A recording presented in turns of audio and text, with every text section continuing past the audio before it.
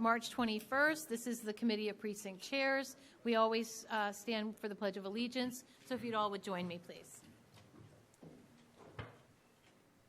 I pledge allegiance to the flag of the United States of America and to the republic for which it stands, one nation, under God, indivisible, with liberty and justice for all. Okay. Thank you, everyone. I want to make a quick, just brief announcement. We did have some technical difficulties last week with volume, and the Pledge of Allegiance, although we did do it, it did not get heard for the people that were listening from home. We have resolved that. We've done a lot of audio checks this afternoon, and we should have no further problems with it. All right, let's kick off with some introductions. Precinct 1. If Chris Pratt is online, you may be muted. Precinct 1.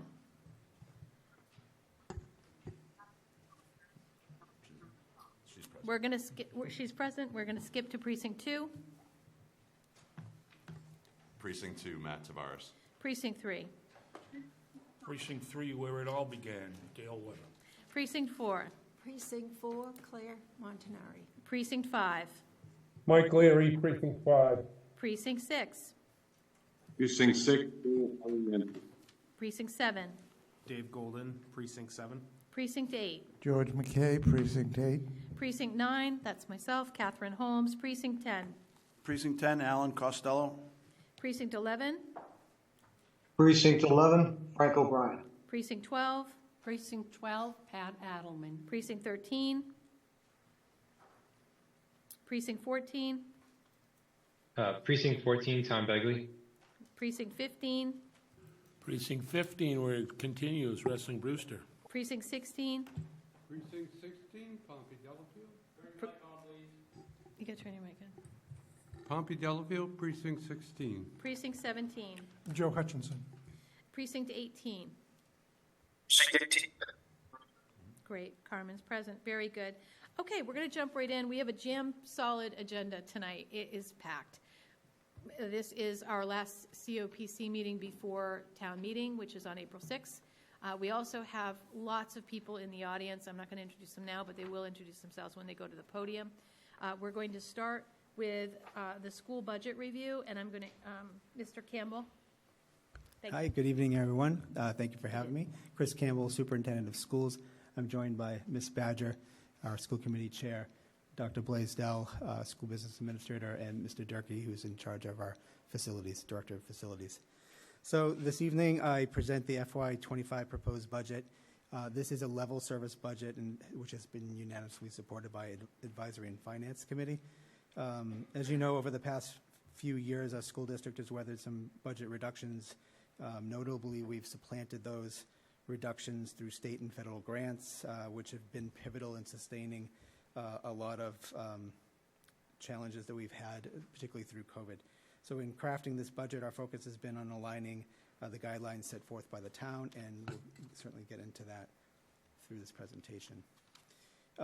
As we advocate for essential needs, we're obligated to consider the economic climate of our community and present a plan that is both responsive to our students' needs and to the community's ability to provide those needs. So it's important when we develop that budget that we work in collaboration with our town officials. So for the last several years, we have committed just that. So, and I've shown this slide in prior years just to show our commitment, but we've all talked about the fiscal cliff of 24 several years ago, and the school department made a commitment with the select board and finance committee to really look at how we could reduce our operational costs after building level service budgets over several years, so that we would not seek an operational override for our budget. So we've reduced our budget for several years by approximately 1% and tried to settle very modest contracts during that period as well. So, the district, lo and behold, we also have a pandemic that hits us at the same time, so it was very challenging. But as I said, we were very fortunate to receive federal dollars, which really played a crucial role in alleviating those reductions. And unfortunately, those federal funds, which once served as a lifeline really for us, have now come to an end. So But in the aftermath of that pandemic that we've experienced, additional resources such as mental health, academic interventions, and other resources for students are continue to be critical. So unfortunately, the end of those federal dollars coincide with that continued need for support, which makes it challenging to build a level service budget. So again, this is my 16th year here in Plymouth, fourth as superintendent, and we have always worked very collaboratively with our town manager, finance director, Lynn, on all those years, really to look at what the available revenue was and to build a budget collaboratively and look at, what we could spend. So originally, the original town guideline, prior to the ultimate recommendation and some of the recommendations from members of the select board and town manager, were to build a budget that would assume all funding needs without exceeding this dollar you see here, $6.4 million for us, which would account for both a level service budget and also utilize remaining funds for potential contract settlements. As we went through that exercise, we found it very challenging to do that, so the recommendation changed, and I'll get into that momentarily.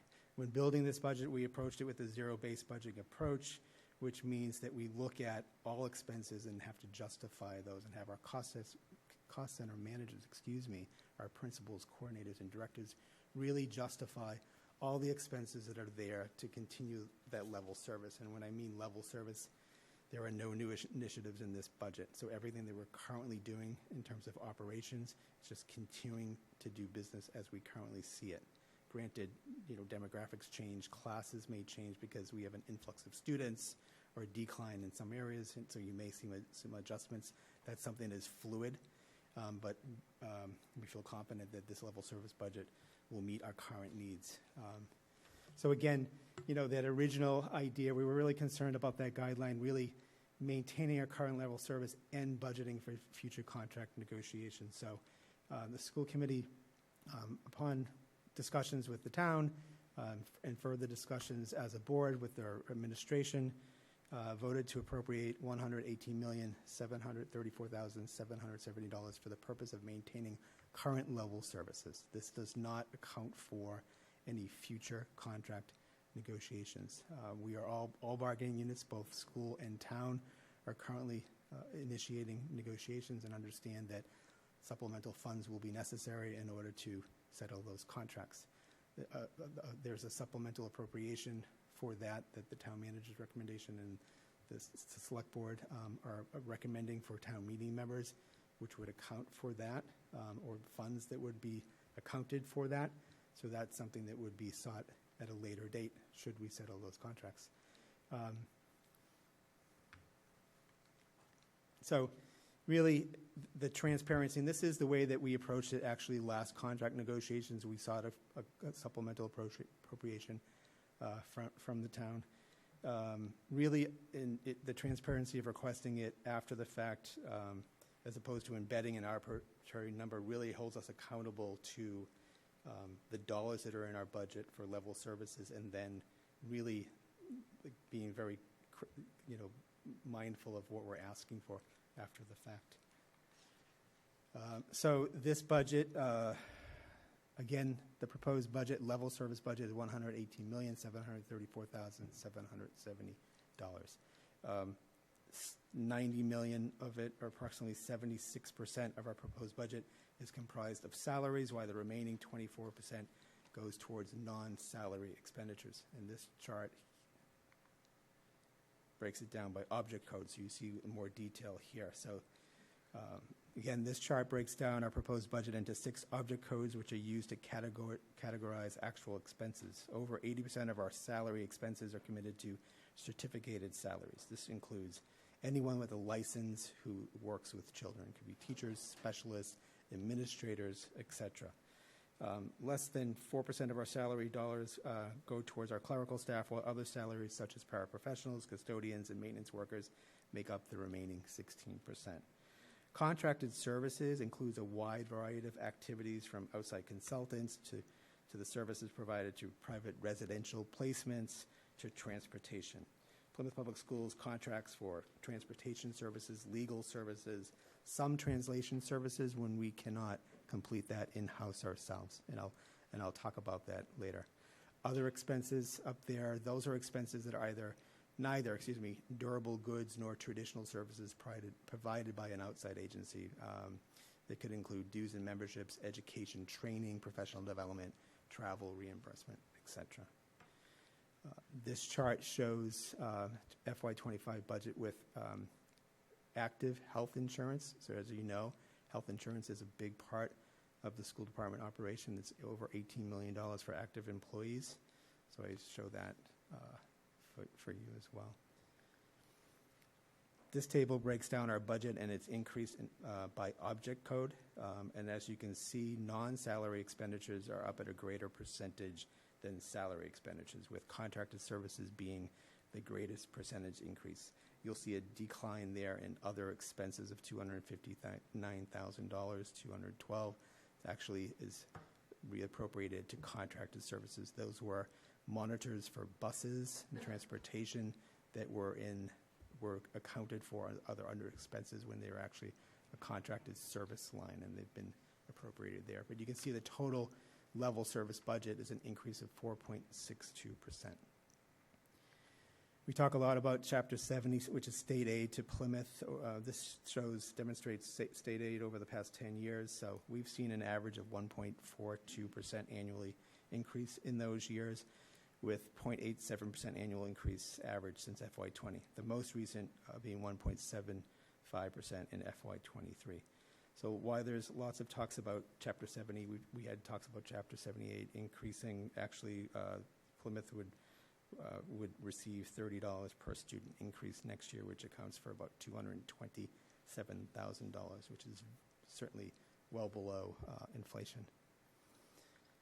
I know you can't see this. This is just for illustration purposes, but we rely heavily on state and federal grants, entitlement grants that come through the Department of Education to support our program. So it's not just operational funds. We also have competitive grants, but this shows various grants from Title I, which supports our at-risk population, Title II, which is teacher quality and professional development, Title III. The third section there is for English language learners. Title IV is also supporting technology and other things. That ECSC is early education and special education.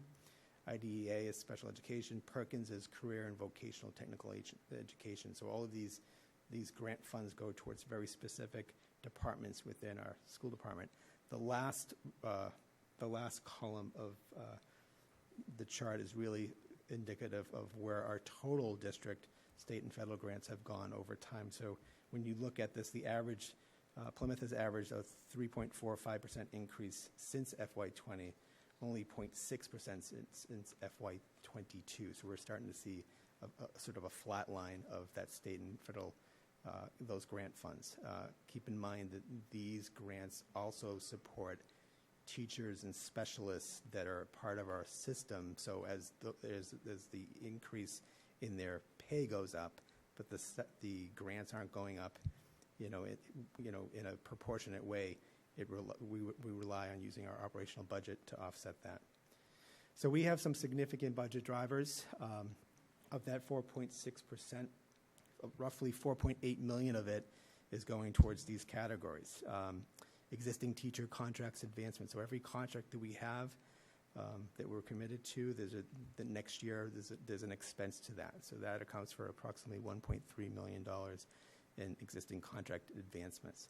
The loss of revenue due to, as you all know, last year the town meeting supported the $800,000 reserve account in the event that the school department needed it for payroll expenses.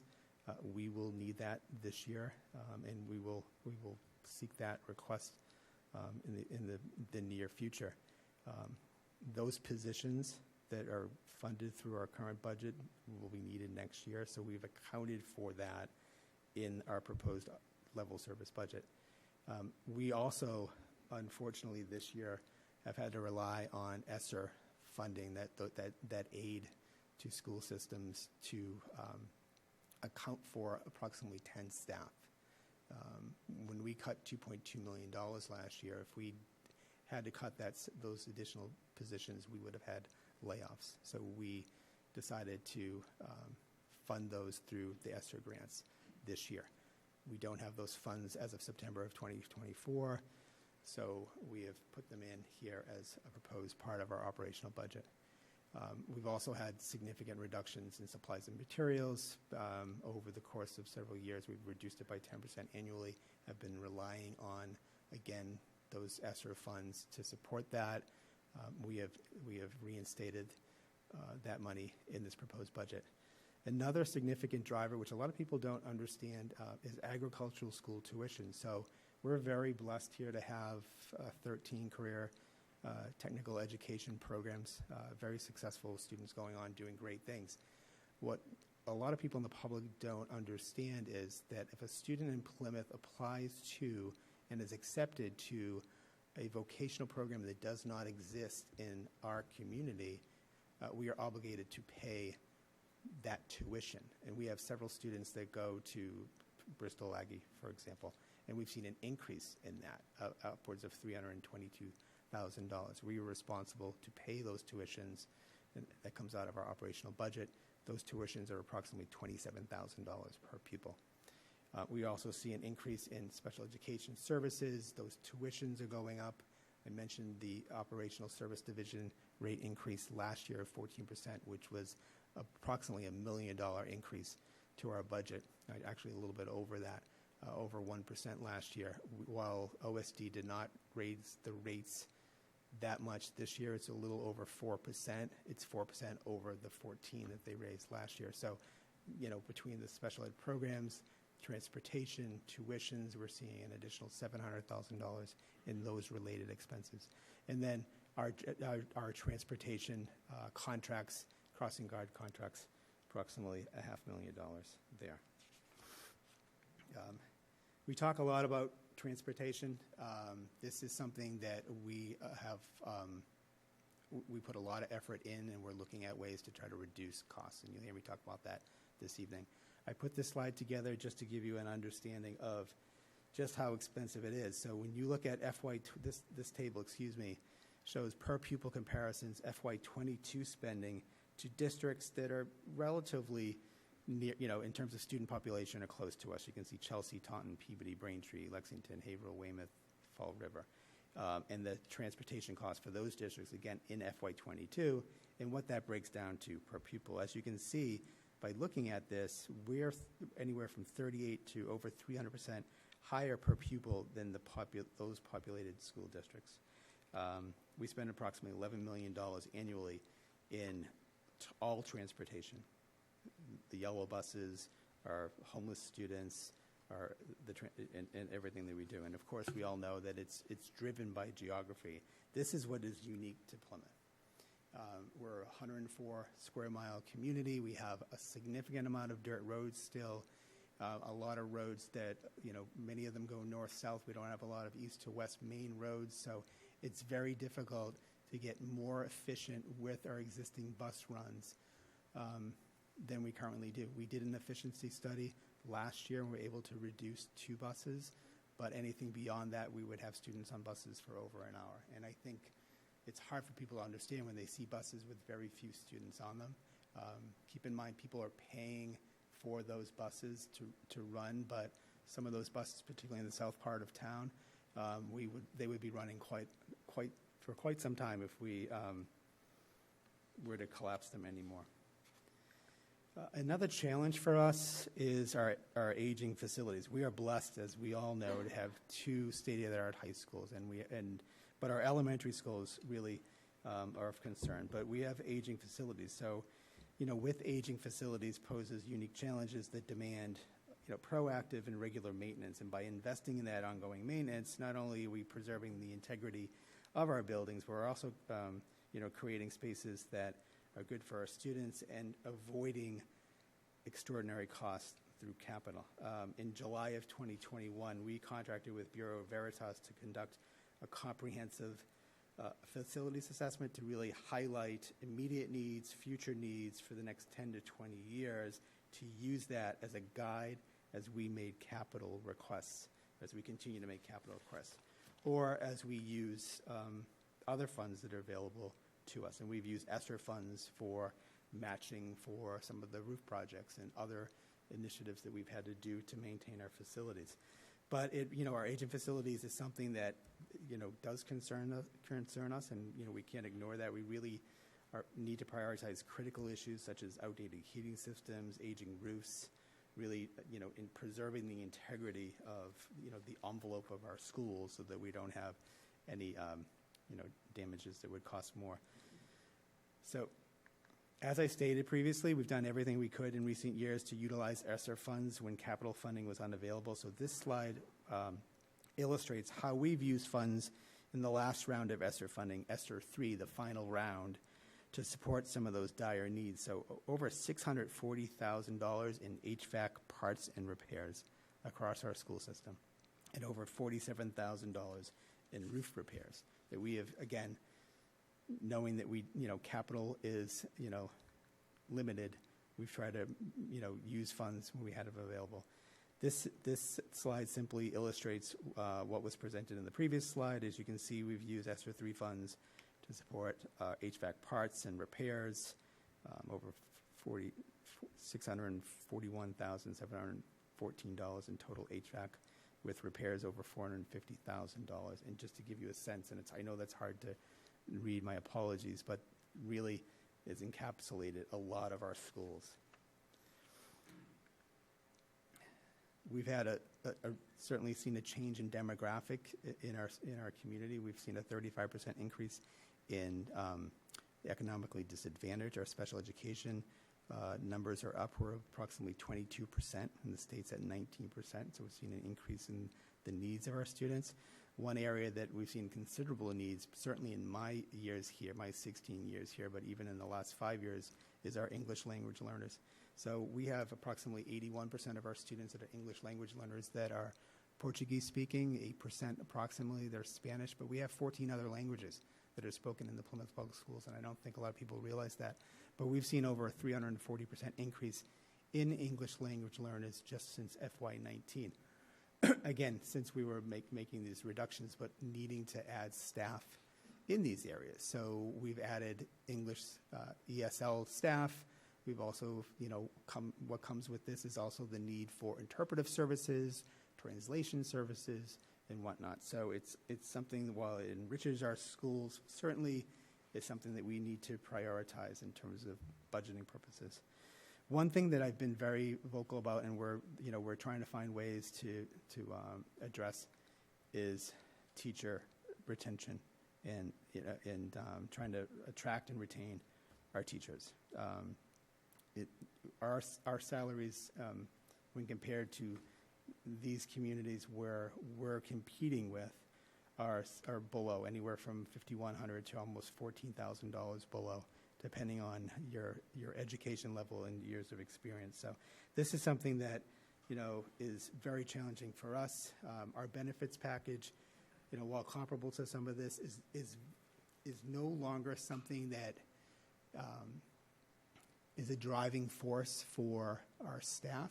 Many years ago, it was a great attraction, but the reality is that our young staff, 22, 23, 24, they're on their family's plans, so they're not even taking insurance. So ultimately, we have to find ways to become more competitive in terms of salary so that we can attract and retain the best teachers. And we have fantastic teachers, but and how we got there when we look at these communities is our teachers have taken very, very modest contract increases. So this is just the cost of living adjustments over the last 5 contracts, 15 years. And as you can see, when you do the math on that, that's a 1.75% COLA annually over those years, when the inflation was 2.6% over that same period. So it's not the COLAs for our staff has not kept up with the cost of living. It's something, again, that we understand the challenges that we're facing, but we're trying to find ways to correct that as we move forward. Get asked a lot of questions about per pupil spending, right? And we're above the state average, and I have some information to share with you this evening on that. So I've shared this, and I know this is fuzzy, and I'm happy to, well, you have these slides, but this slide shows Plymouth's per pupil expenditure compared to communities of similar wealth. So if you go on the Department of Education's website, you can do a search called Radar, and you can do analysis of just about anything when it comes to school department, finances, staffing, education, you name it. But you can run a report that will look at Plymouth and look at districts of comparable wealth and where they're spending their money, that where is that per pupil expenditure going. So when you look at this, and I know it's hard to read, but it starts off with the total. You're looking at administration, instructional leadership. These are the academic coaches, the department heads, our teachers, other teaching services, and so you're getting into other services that you may be providing, professional development, instructional materials, guidance, pupil services, operations, and benefits and fixed costs. When you look at this, when we compare districts of comparable wealth, we're at around average or below in those areas, particularly below in teachers, as you can see. The areas that we're above more considerably really is benefits and fixed costs. The pupil services includes transportation, by the way. So what that means, it's one of many things. Transportation, it involves security and other things that are pupil services.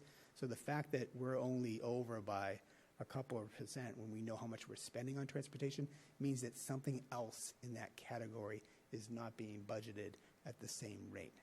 But benefits and fixed costs is the one that I bring your attention to, because you're looking at 23% of all per pupil expenditures are being put towards benefits. And this is, retirement contributions, insurance for active employees, that sort of thing. Excuse me.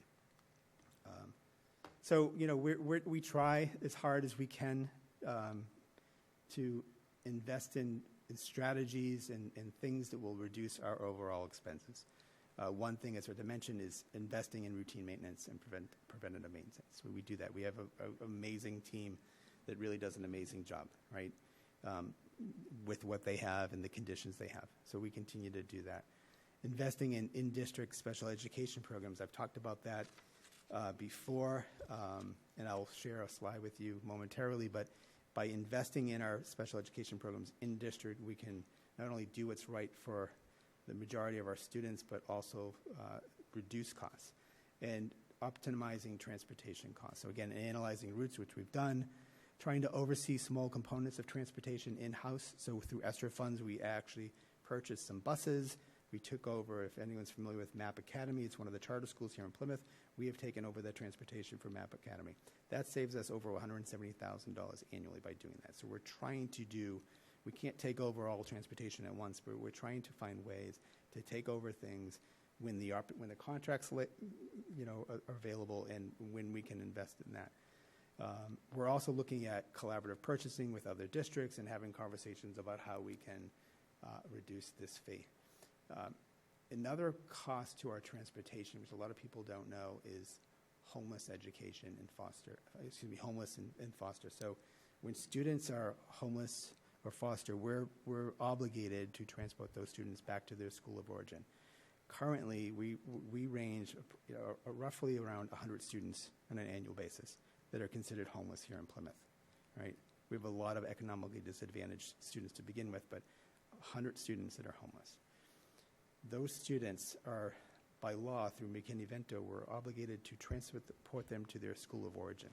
So they could be on a bus for almost an hour in some cases, but usually less. So we don't have a fleet of vehicles that do this. We contract out, as most communities do. The costs that we're currently seeing for transporting these students ranges from, at low, in the mid-twos, $100 a day, to upwards of $850 per day per bus ride, per van ride. That's something we're trying to work with. I've had some conversations even this evening with our state legislator who's here, and continue to have conversations with the town and how we can try to address this with local communities in other ways with our legislators. But this is something that we're committed to because, particularly with these vans, it should not be allowed. We've really put a lot into energy efficiency, solar leasing, taking advantage of lighting upgrades opportunities, sensors, upgrading heating and cooling systems, again, trying to be as efficient as we possibly can with utilities, and we've curbed a lot of expenses over the years. Of course, reducing our paper and toner, of course.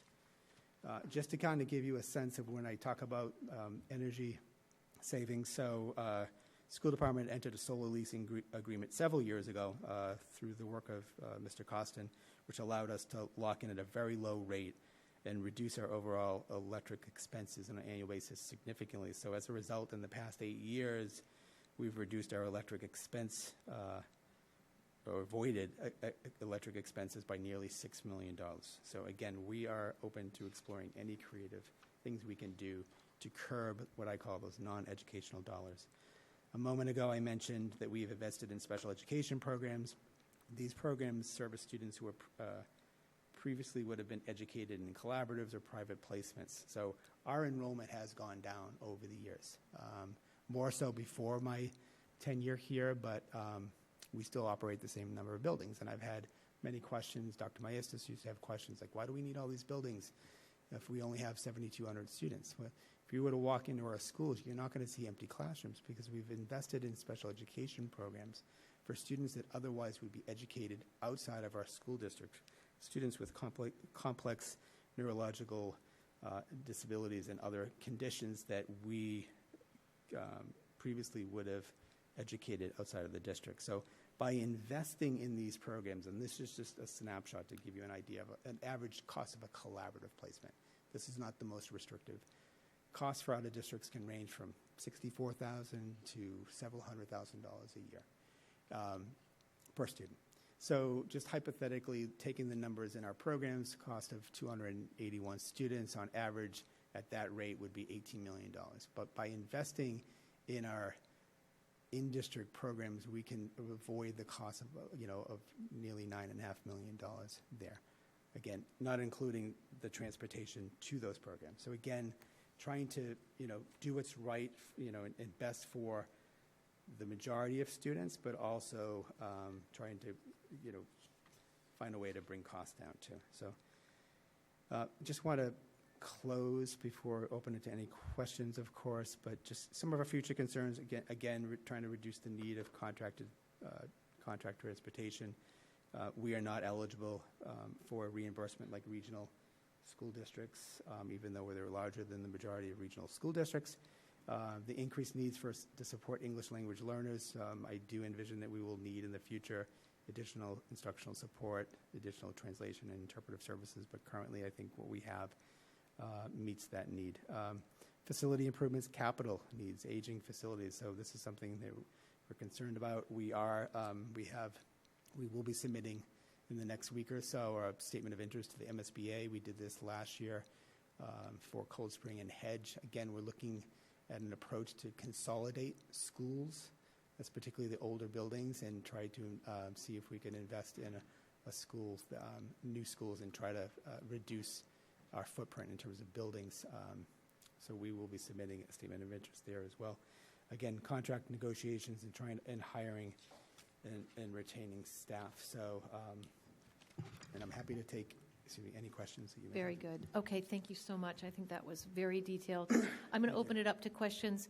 We are over on our time. I expected this to happen. I just want to just remind everybody to be very succinct in your questions. It's not your opinion, it's questions only. So I'm opening it up to questions. Mr. Brewster? Yeah, if you could discuss, Tuesday night you talked a little more in depth about transportation and reaching out to the county and different towns. I'd love to have more discussion on that, see what you've reached out for, and then HVAC, is that in-house or do we subcontract for that? It depends on the job. Do you want to come up and talk about that? I would introduce you so we can answer that. But regarding transportation, we have we're trying to work with other school districts and find partners that would help us, and collaboratives that would be willing to do some collective purchasing. Another thing that we're trying to look and see if we could get some reform at the state regarding the ability of these companies to charge what they're charging, because it shouldn't be allowed. There shouldn't. these companies know that we need to transport these students. The time is of the essence. We can't delay that because of finances, and we're forced into these contracts because they know that there is no other option for us. But we are looking to see if we can invest in that, work with some collaboratives, and so forth. I'm going to ask Mr. Durkee to speak about the facilities a little bit. Hi, good evening. Matt Durkee, Director of Facilities. To answer the gentleman's question, excuse me, it's twofold. We, in the Plymouth schools, we currently have two HVAC positions. One is a journeyman, and the other one is working to the apprenticeship. We also contract with various HVAC contractors, local companies, where they work with our HVAC employees. Generally, we want to keep our HVAC employees moving, and we don't want to bog them down on day-long projects, seeing as we have 13 schools for them to keep moving. So we're hoping, and they're doing a phenomenal job right now. There's a lot of HVAC work in the district. But right now, we are working with our HVAC employees of course, addressing emergencies that arise during the day, day-to-day operation.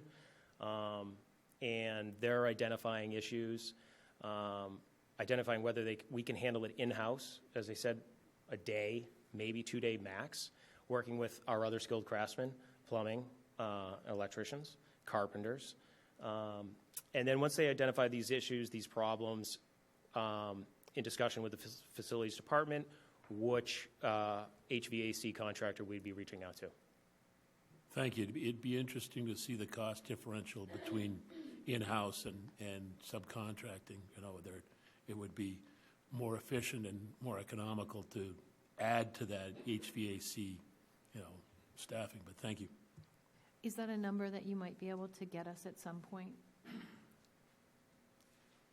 The cost of, it's going to be a very difficult number to come up with, as each project is so different, so unique.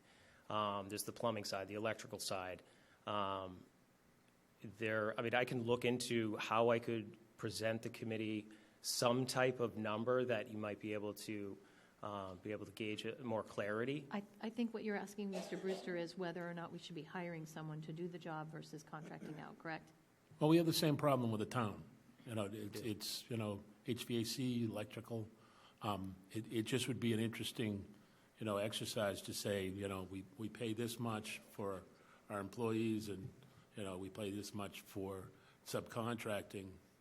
What would be more effective and efficient? Right. So why don't we do this? Why don't we shelve this until after town meeting, and then we'll come back to you, and maybe we can look at that to see whether, because if it is more beneficial to hire people, then obviously maybe we need to do that.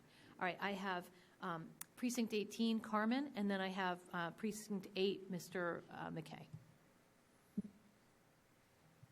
Question directed to the Director of Facilities. I see the priorities, concerns, facility improvements, capital needs, and so on and so forth. I'm curious, are you entertaining energy audits and retro commissioning of these buildings? We are. Plymouth is now a green community, so we actually have some energy-saving projects lined up for April vacation. Destratification fans, that's going in at South Middle School, and as well as Nathaniel Morton. Okay, I asked that because that's my day-to-day bread and butter, and I'm just curious if there might be any opportunities maybe to connect with you just for conversation pieces outside of this meeting. Yeah, absolutely. Looking forward to it. Okay. Great. All right, great. Carmen. Thank you. Okay, so now Mr. McKay, then we have Mr. Costello, and then Mr. Ariente. I just wanted to follow up on the transportation issue. I know that I watched the select board meeting that you had with them earlier, and there was about a 20-minute discussion of how to reduce cost in transportation. Without taking 20 minutes, can you just summarize what you said and where you left off and what you're going to be doing to try and reduce that I know other towns and cities have tried, and you pointed out some of it been very successful, and others have been failures. Due to time, though, I wonder, is this going to impact your ability to vote for the town meeting that we have? I'm wondering if it might make more sense to have Mr. Campbell come back and dig into a lot of this deeper when we have more time. Yeah, I guess that's fine. So, And I'd also be happy to meet unless with you can one-on-one, summarize too. it in 2 or 3 There's minutes. there's a number of things that we're doing and things that we've proposed, and I've actually had a conversation with the town manager about looking at other options as well. So it would take longer, but I'd even be happy to set up a meeting with you, Mr. McKay. All right, great. Only because I don't want everyone staying here till midnight, and I do want you to have the time to get your questions answered. Okay, Mr. Costello and then Mr. Arienti. Yes, thank you for your presentation, Mr. Campbell, Dr. Campbell. What is the figure, the dollar figure going to be for the additional budget money you're going to need for contract negotiations? What can we expect as town meeting members that number to be? I can tell you 2 things. One, we've just entered negotiations, so to give you a number that we will settle on, I can't give you that number. But I also know that the recommendation from town manager and the select board was to set aside a reserve account, approximately $3.6 million for future contract negotiations. Town and school. Town and school? There's a reserve account that's been recommended, which will go before town meeting. So would that be the traditional 60-40 split? Can we, as town meeting members, assume that? I believe it was more like a 56-44, but I don't. I can't give. Yeah, it's approximately $2 million. Welcome, Now, Mr. Canty. Do you have a comment on this? Yeah, go ahead. Yes, so there's a recommendation to put in the salary reserve account $3.6 million, 1.2 of which would be designated for the schools, 2.4 would be designated for purposes of the town side. We anticipate that depending on the number of contracts that settle, that both sides may need to come for supplemental appropriations in the fall. But this is the time of year where the FinCom goes through a detailed analysis of the budget in subcommittees. That doesn't happen for October town meeting, so it makes more sense from the town's perspective to be putting money towards contract negotiations at this time when it can be vetted in that style than it does to put it off for the fall when it wouldn't be done. We anticipate that there will be some need for a supplemental appropriation at that time, but we're trying to put money aside, more money aside now for that. We don't know at this time how many, if any, of the contracts will settle before the October town meeting, but we are putting money aside in the anticipation that some or all of them may do so, and doing it at a time where the town and school budgets are being vetted by the FinCom, which is something that obviously town meeting members rely on. So I'm happy to answer any questions. So as a town meeting member, the $118 million may increase by $1.2 million on the school side only. That's all I'm worried about is the school side. Well, it's always going to increase. Every year it increases. No, it's going to increase this year, right? Well, so the total budget, the global operating budget, includes in salary reserve money that is being set aside for school purposes as well. Now, it's important to note that if a contract doesn't settle during this time, or if any contract doesn't settle, all of them don't settle, that money in salary reserve is designated for that purpose, but we're raising and appropriating that money, putting it aside. We know these contracts are going to settle.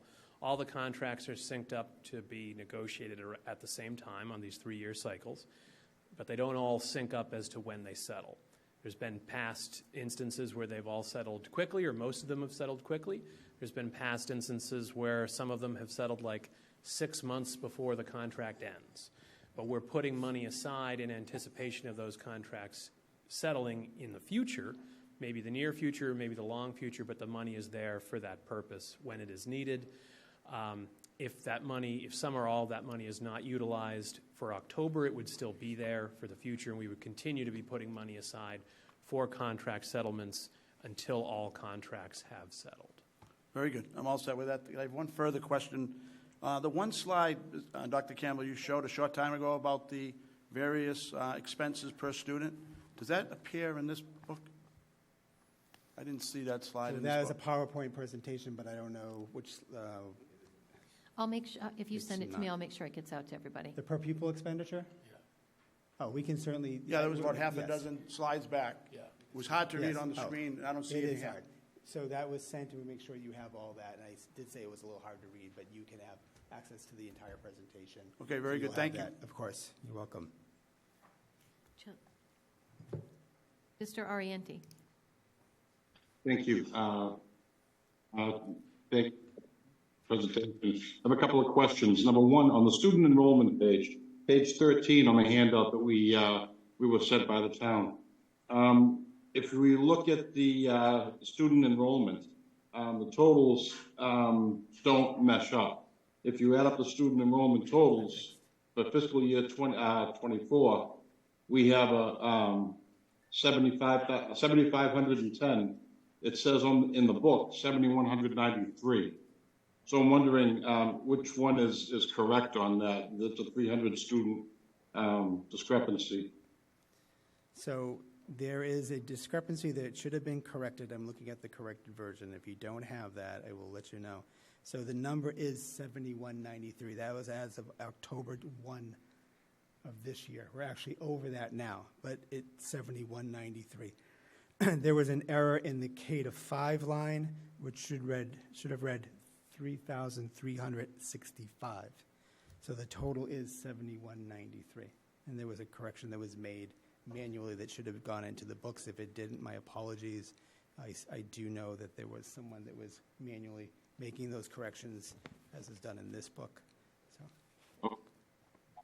Second, do we have, can you tell me, have we recouped any of the newly established tax money that was brought in from the income tax surcharge that was specifically to go to schools from the state? No, the finance director saying no, nothing has come. Supposed to be a change that was supposed to come back to each Massachusetts city and town. Okay, on that one. So, the other Mr. one- Arienti, if I could, that was the so-called millionaire's tax was designating money for both roads and schools. So the town, my understanding is the town has received the roads portion, has not received the schools portion, and this is the first time we've received either portion. So there's some ambiguity on the cycle and regularity that we will be receiving that type of money. So it's different from Chapter 98, which is designated for roads already. It's different than Chapter 70, some of which is designated to school aid already. But we are anticipating money coming there, but because we are in the early days of that, we can't exactly plan for that since we have no prior metric to compare it to. Okay, thank you. The other thing you had mentioned was we have the VOTEC, which we send a number of students out to Bristol Aggie. Do we take in any students from other communities into our vocational technical portion of the school? We do not currently do that.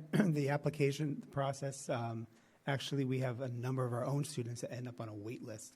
So to do that would deny access to a lot of our other students, which potentially could lead them to seek other programs in other communities, such as Bristol Aggie, which could potentially be detrimental to our budget, actually. Okay, and one other thing, as we take our students out of town and go towards the Boston area, do we have any deals with any of the other communities along the way that we could pick up their students and defray some of our costs by picking up students, say Kingston, Duxbury, Hanover? Yeah, so that is a very good question, and that's exactly one of the initiatives that we're looking at. So as we go to a common location, there could be many districts, communities along Route 3, for example, that could pick up. So we are in conversations with a number of school districts, school business administrators, collaboratives to see if we can either get collaboratives to start getting in the transportation business to bring that cost down, and/or partner with other communities to see if we could pool resources to do just that. Okay, thank you. Okay. You're welcome. Thank you, Mr. Arienti. I have David Golden, and then we're moving on. Thanks, Catherine. Dr. Campbell, thank you for being here tonight. Do our bus routes cover every pupil, or is it just the pupils who sign up for bus services? So our bus, just those who sign up for those So services. folks who pay their fee or get a waiver? Yes, so we are obligated, we're legally obligated to transport all students at no cost, K to 6, kindergarten through 6th grade, if they are 2 miles or further from school. Okay. Anything beyond that, we charge. We're actually looking at increasing our busing fees as well. And then 7 to 12, we charge for as well.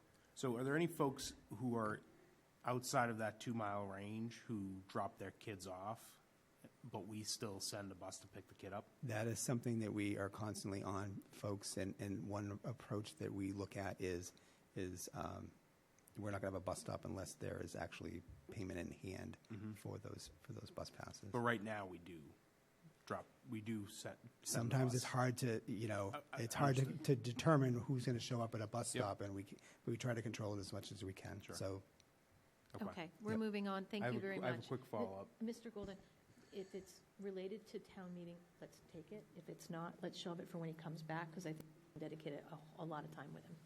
Well, obviously, it's up to the chair to recognize, but I thought we were in questions. Just a quick follow-up, Chris. I know you're doing a lot to try to maximize funding by partnering with other communities in the county. Has there been any thought given to re-regionalizing our school district? that question's been asked before. In order to regionalize, you would need another community that would be interested in that. It was Plymouth Carver Yeah. before. Carver is not interested. Okay, so this is what I think we're going to shelve this. When you come back, we'll have a grander discussion on the overall plan for the school. Okay. Very good. Thank you so much Thank for you very coming much. in. Thank you. We're way over on our time. We're moving on. We're now going to talk about Article 7. So this is the operating and enterprise budgets. Is this Mr. Brindisi? Thank you. Sure. Good evening, everybody. Derek Brindisi, Town Manager. I have this evening, we have with us a Select Board Member Kevin Canny behind us, and Select Board Member Charlie Bletzer with us, and all of our department heads to answer any specific questions. So this is just an overview of the both the school budget and the town budget. But before I begin, I just want to put things in context. Oftentimes, folks are wondering where the fat is in the budget. The taxes are increasing, and there are concerns as to, how we build a budget year in and year out, and questioning this year's budget. So, it's taking a page from Dr. Campbell's slide. What I asked Lee Hartman to do for me is just take the city of Worcester's boundaries and drop those in the town of Plymouth boundaries.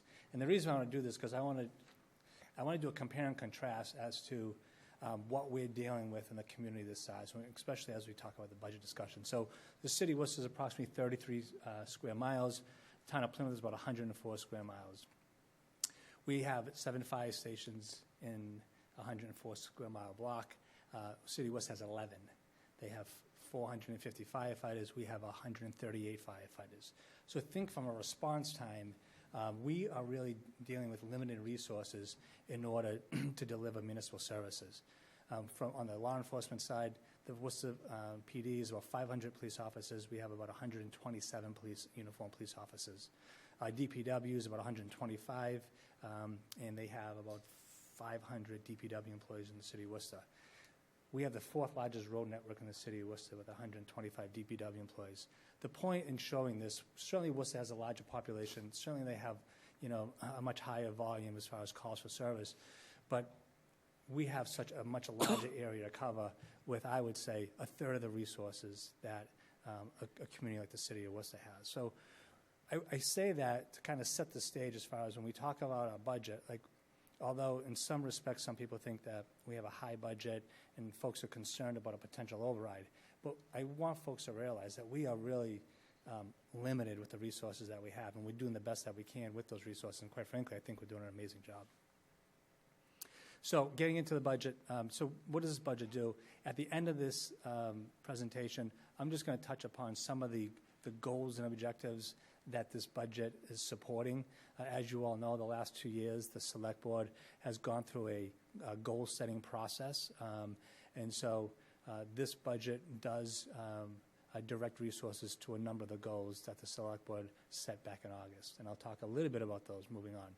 What else does this budget do moving forward? Oftentimes we hear about our road infrastructure and our infrastructure in the general sense, wastewater and water infrastructure. In this budget, you'll see that we set aside $1.5 million towards the pavement management program. Additionally, in this room, I often hear about facilities. What are we doing about facilities? Are we directing more resources towards our degrading facilities? This budget does that. It sets aside about $500,000 in our facilities stabilization account. And the other conversation, especially with the Holtec decommissioning, we know that land will be for sale in the very near future. And we know that there are many people in this community that are worried about the future of that 1,500 acres. So in this budget, we are proposing to use an additional $500,000 in the stabilization account.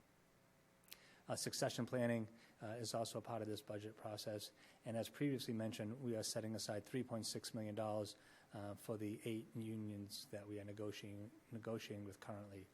And then last, if you look at our financial plan, we have a goal of achieving a 5% mark within our general stabilization account. That 5% is based upon the annual operating budget. So again, that's really important. You know, the stabilization account is considered, you know, our rainy day account.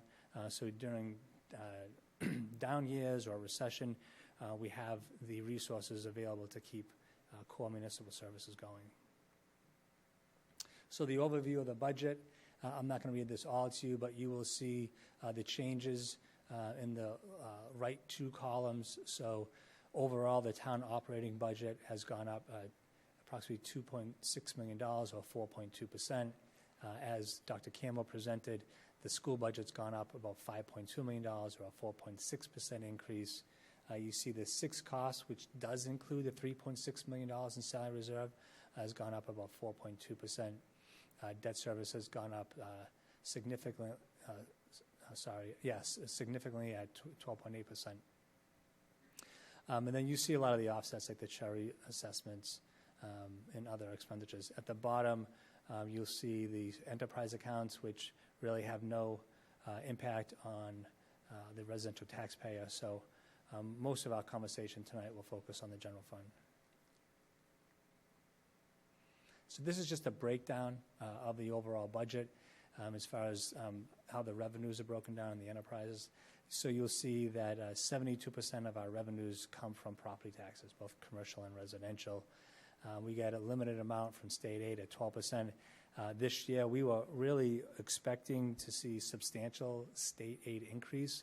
And I believe the net increase was about $138,000, Lynn, somewhere in there? $184,000. So that was a net state aid this year, $184,000. So not a lot of support on the state side with this year's budget. Local receipts represents approximately 7%. And then the enterprise revenue is about $21 million. So this is a breakdown of all of our expenses. And as you can tell, so this is the area we start talking about, where can we make cuts? But quickly, it's difficult to make that determination when you realize that 50% of our salary of our budget is salaries alone, and then fringe benefits represent about 22%. So almost 75% of our budget goes to our employees, and then debt service is a fixed cost at 8%, and then mixed in there is 23% of our expenses. That's our training, our utilities, things of that nature. So this is just another look as far as when we break down the budget in total. So if I go back one slide, these fringe benefits at 22%, that represents both the school side and the town side. So again, overall budget 22% is sitting in that pie. But then when we break it down and we carve out, how much of those fringe benefits go on the town side and how much go on the school side, you see the numbers change a little bit.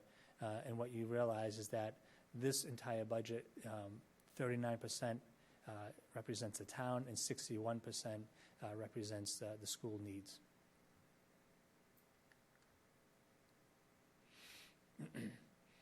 So I think this is probably the most important slide because it really speaks to our ability to afford or not to afford.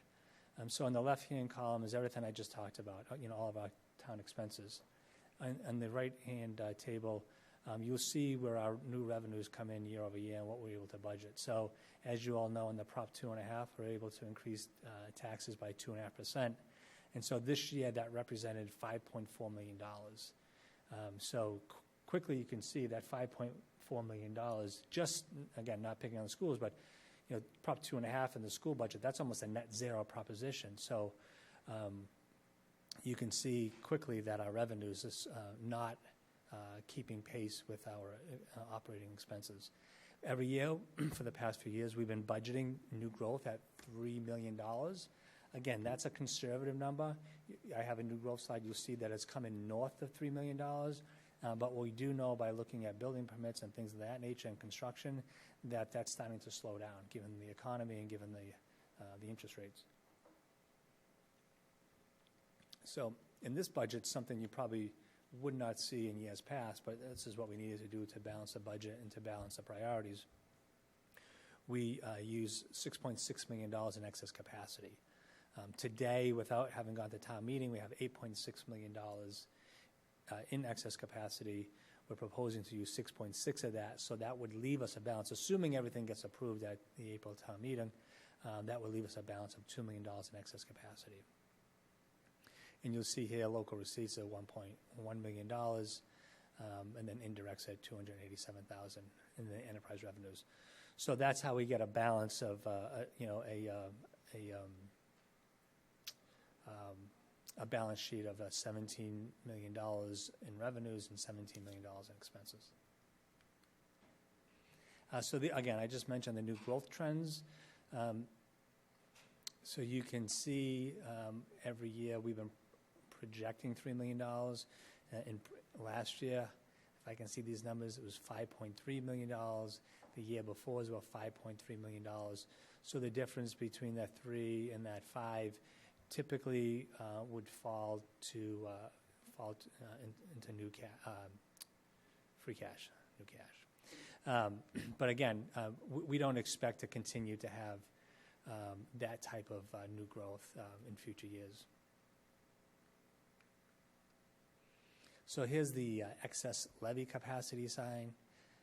So you'll see here that if everything were to be approved at the April town meeting, this is what would be left over for a balance of a little over north of $2 million. This is what we currently have, this $8.7 million. This is what we've had in previous years. So just as a reminder to folks, excess capacity is money that could have been raised but was not raised, right? So under Prop 2.5, the town could have raised last year that $8.7 million, or the year before that $9 million, or the year before that $10 million.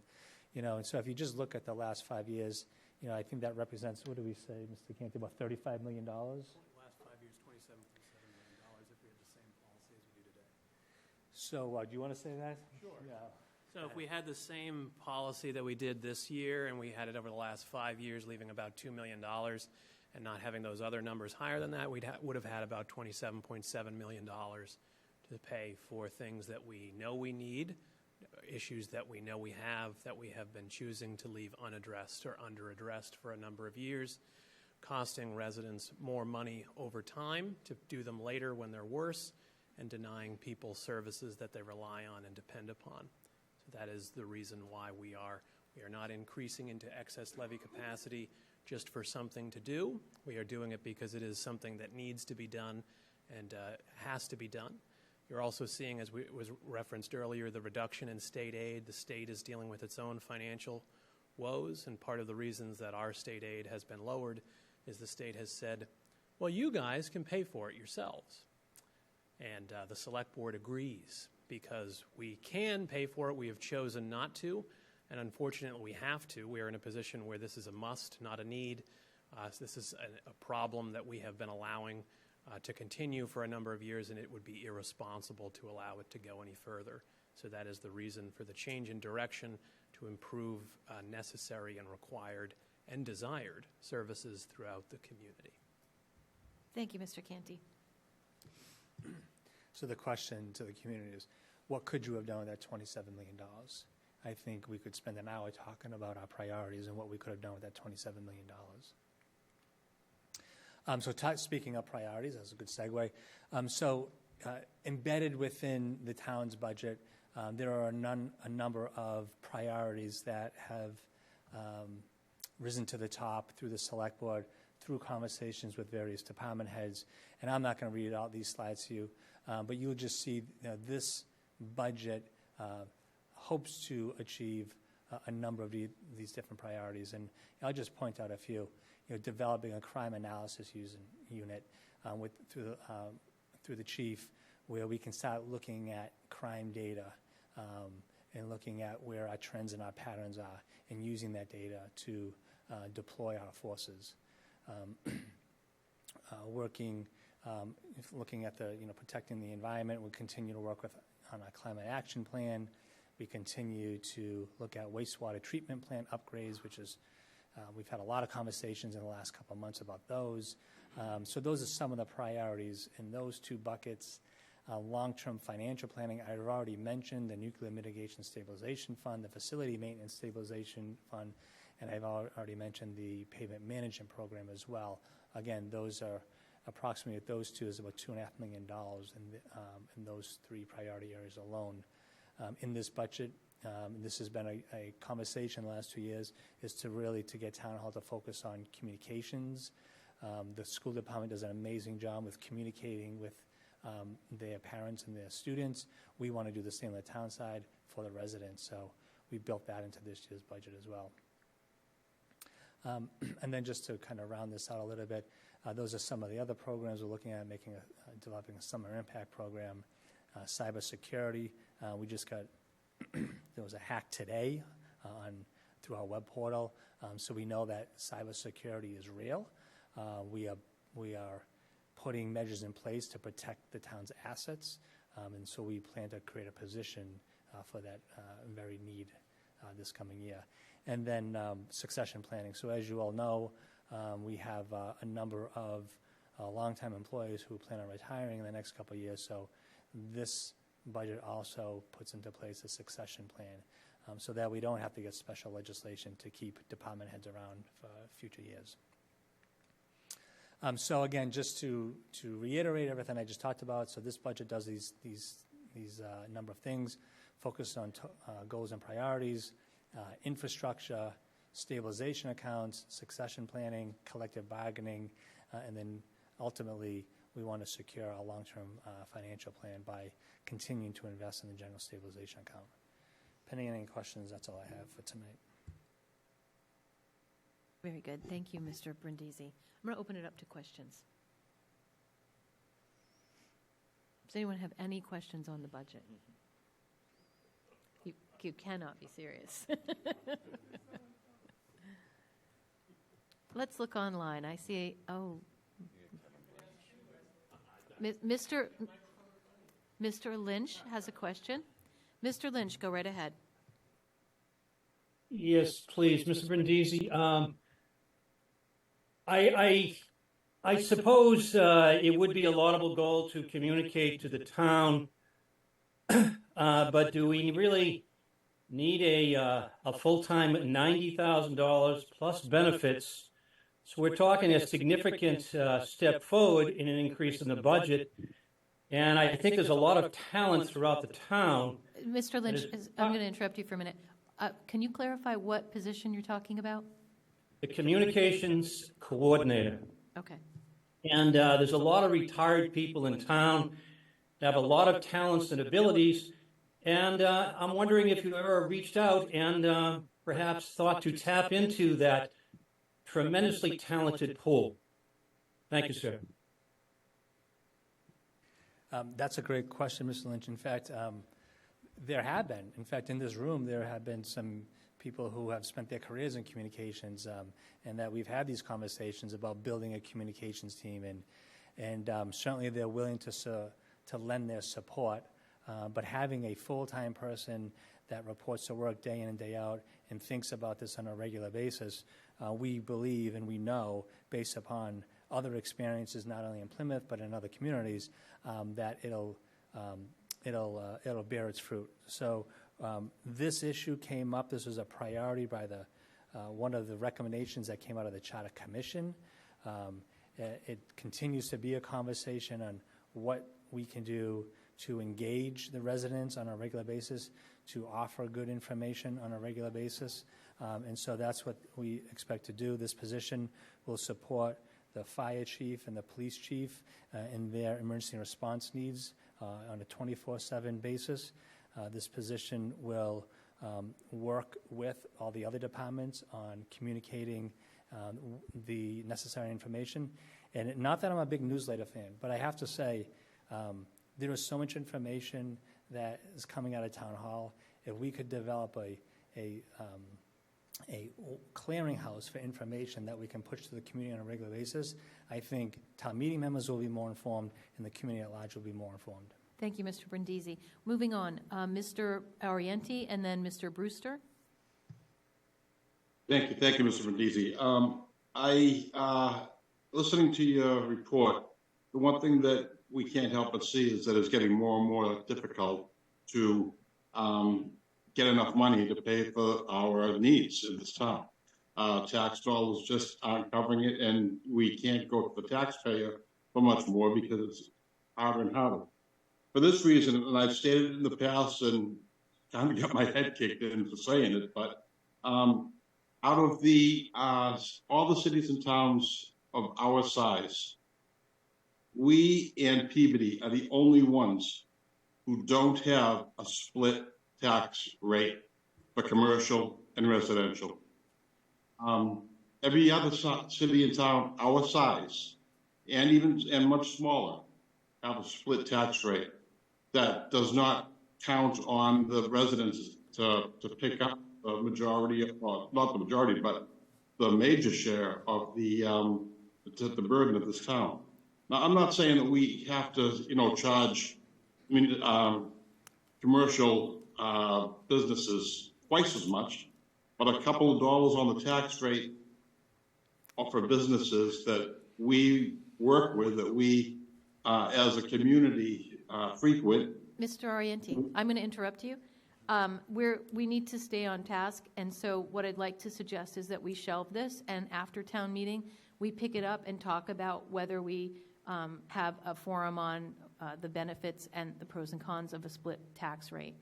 Do you have any other questions that are specific to the budget that we've just talked about, of how it's presented to us this evening? Oh, but actually, I want to commend Mr. Brindisi for doing the job he's done with the difficult situation he finds himself in. Thank you. Thank you, Mr. Brewster. Yeah, Derek, what's the total budget we're talking about? Total budget is what's the total budget, Lynn? The total? $315 million. Okay. Thank you. And I think that you've shown this, and we've all seen this, that I think that what we need to show the taxpayers is, yes, okay, your taxes are going up, but we're doing our due diligence to spend that money the best way possible. That's what I'm telling all my constituents, that, yes, taxes are going up, but we're using this money the best way possible. Yeah, I think that's a fair statement. And just if I could take a minute, not only are we trying to use the money that's available in the best manner possible, we continue to work on bringing in new revenue. So as you all remember, the Select Board signed a PEC agreement last year that saved $3 million in year one, and will save another $1.6 million starting in FY26. The Select Board went ahead and signed a $16 million Holtec agreement, pilot agreement with Holtec. We are actively pursuing other opportunities to bring in revenue. For example, working diligently on providing revenue as a solar array field on the Cedarville landfill that's underutilized space. Actively negotiating aggressive lease agreements with our businesses that are occupying our land and our cell towers. And then last, I just want to mention that we're hoping that the Municipal Empowerment Act gets passed. That'll allow us to come back to town meeting and have a conversation about increasing the meals tax, the hotels tax, and maybe even the excise tax. So not only are we trying to be good stewards of the existing taxes, but we're also trying to think about new and innovative ways of bringing in money or saving money. Very good. Okay, so now what I'd like to do is give an opportunity to the chairs. We're going to go through these, and I'm going to list out the articles. And if you have questions on any of these specific articles, let's go through it like that. So 7A.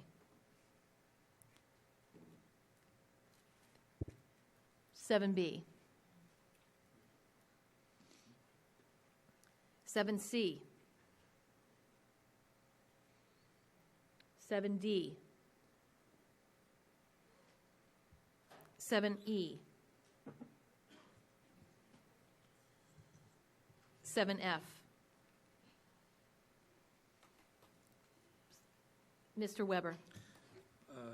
Now that you've gotten to 7F, I'd like to hear a quick presentation from the Chief Financial Officer of the town and give a quick explanation to some of our new town meeting chairs about the enterprise accounts and how retained earnings are budgeted, where they come from, and that practice in a summary version, please.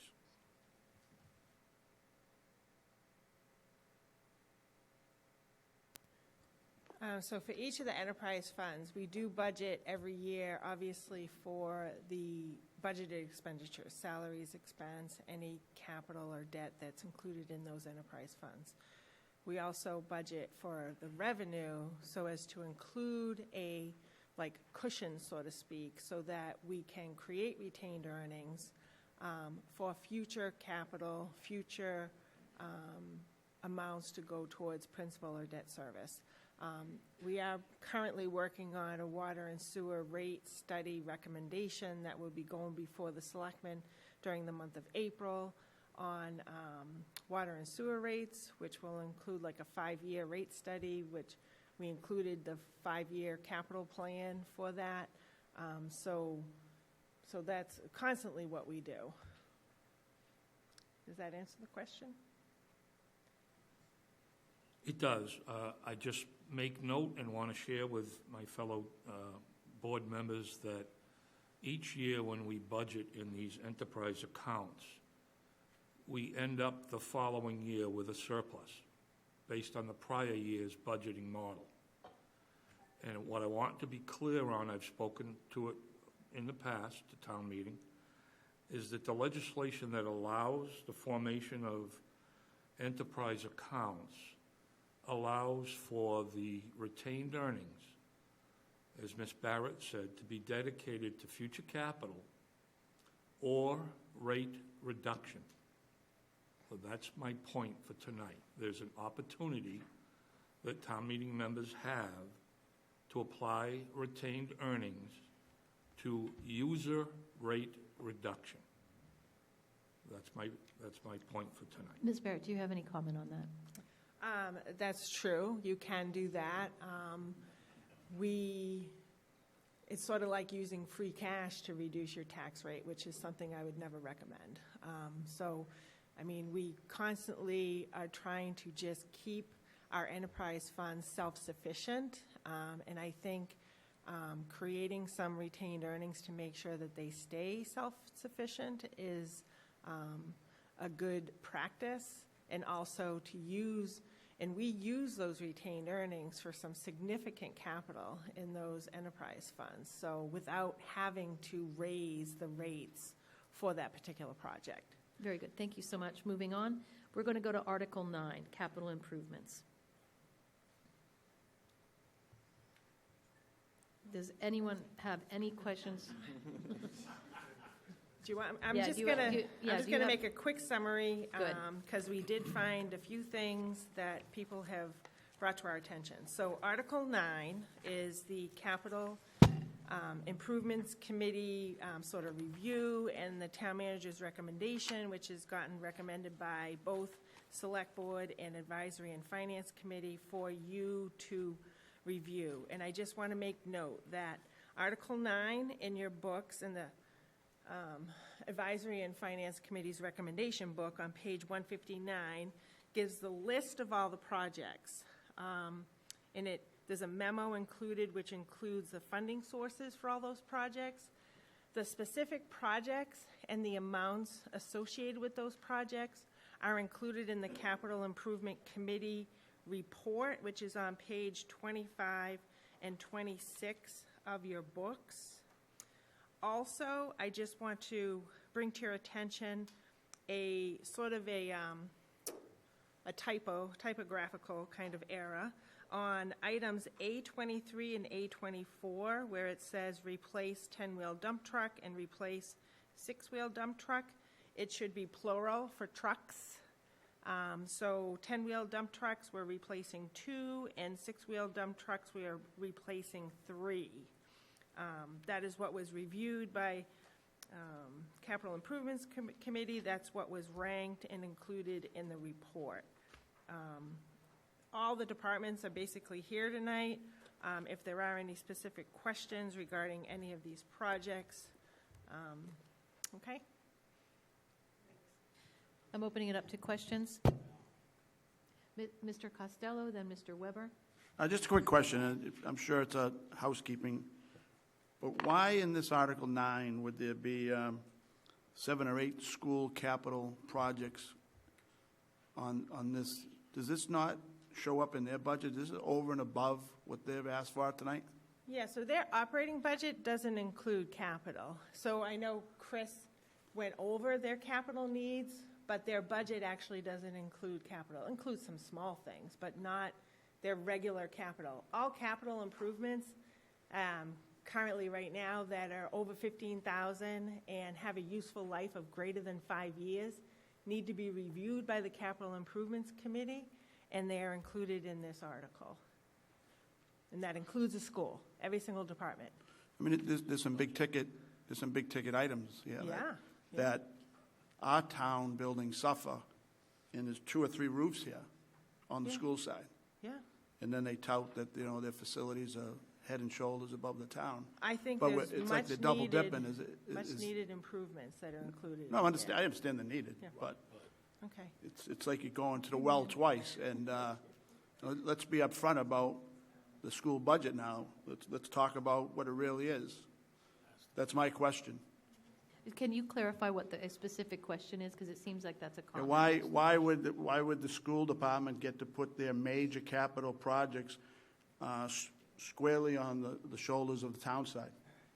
Thank you. So this article is the same article that gets presented every single year. Well, I understand, and I've seen it before, and I've probably asked it before. School. Yeah. Includes town and school.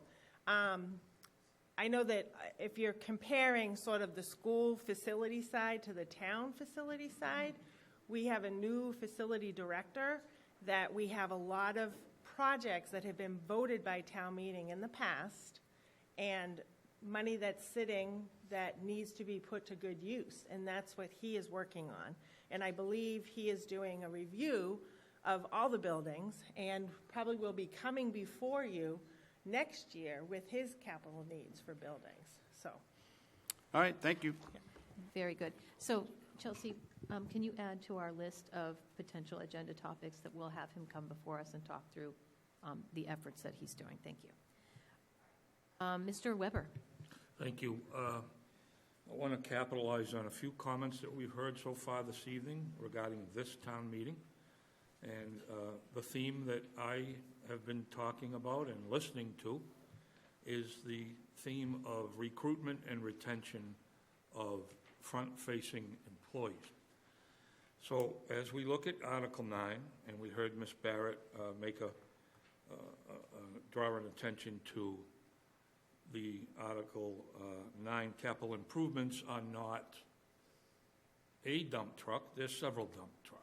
So what I wanted to make is a question to Mr. Coyle from the DPW.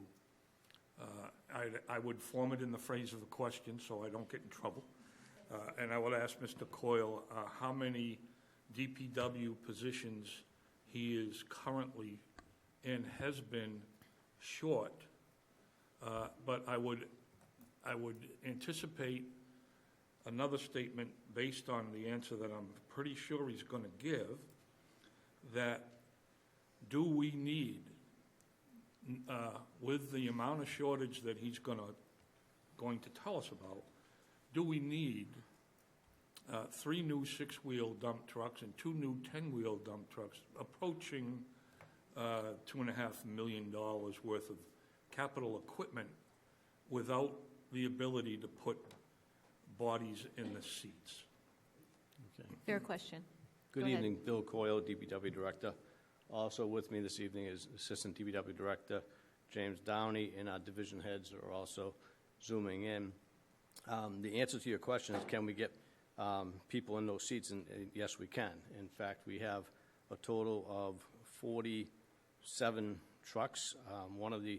It's down to 46 that are operational. We had one 10-wheel dump truck that was sidelined this year because it's a 2003 Volvo, and the frame rails have rotted out, which the frame rails go underneath the body of the truck, and once they rot out, they become a hazard, and you got to take it off the road. So the trucks that we're proposing to replace, there are 3 2007 6-wheel international dump trucks. Those trucks are now 17 years old. If this is approved at town meeting, it takes about 1.5 years to get a truck. Those trucks will be 19 years old, approaching 20 years by the time we get them. Clearly, we want to make sure that our DPW employees are driving trucks that are safe to be on the road, and don't want to put them in a situation where it poses a hazard to them. So, yes, we can put bodies in every truck, and during a snowstorm, in speaking with the highway manager, all those trucks have drivers in them. Ever, do you have a follow-up? Yes. And I'm sorry, I didn't answer your first question. We're short 20 employees total across DPW. Okay. Which is not uncommon in other communities at this point. Well, I'm only concerned with the United States of Plymouth. So what I'm asking is, with 20 people short, is there any opportunity for us to save some taxpayer expense based on what I'm hearing about what's going to come to the taxpayer soon, based on this budget? And the more pressing question I have is that, do you feel that new laws and regulations regarding recreational marijuana have had any impact at all in the town's ability to recruit commercial driver's license people that are governed by the federal laws of recreational drug use, as opposed to the Commonwealth's laws of recreational drug use? I'll just say, not having any specific data on that, I really can't answer that. Fair enough. Okay, very good. We're moving on. Any other questions? Anything online? Yes, Mr. Hutchinson. We transitioned to Article S4. Hold on, we're still on 9. Is there any questions on 9? Seeing none, we'll move on to Article S4, capital improvements. Wait, hold on a minute.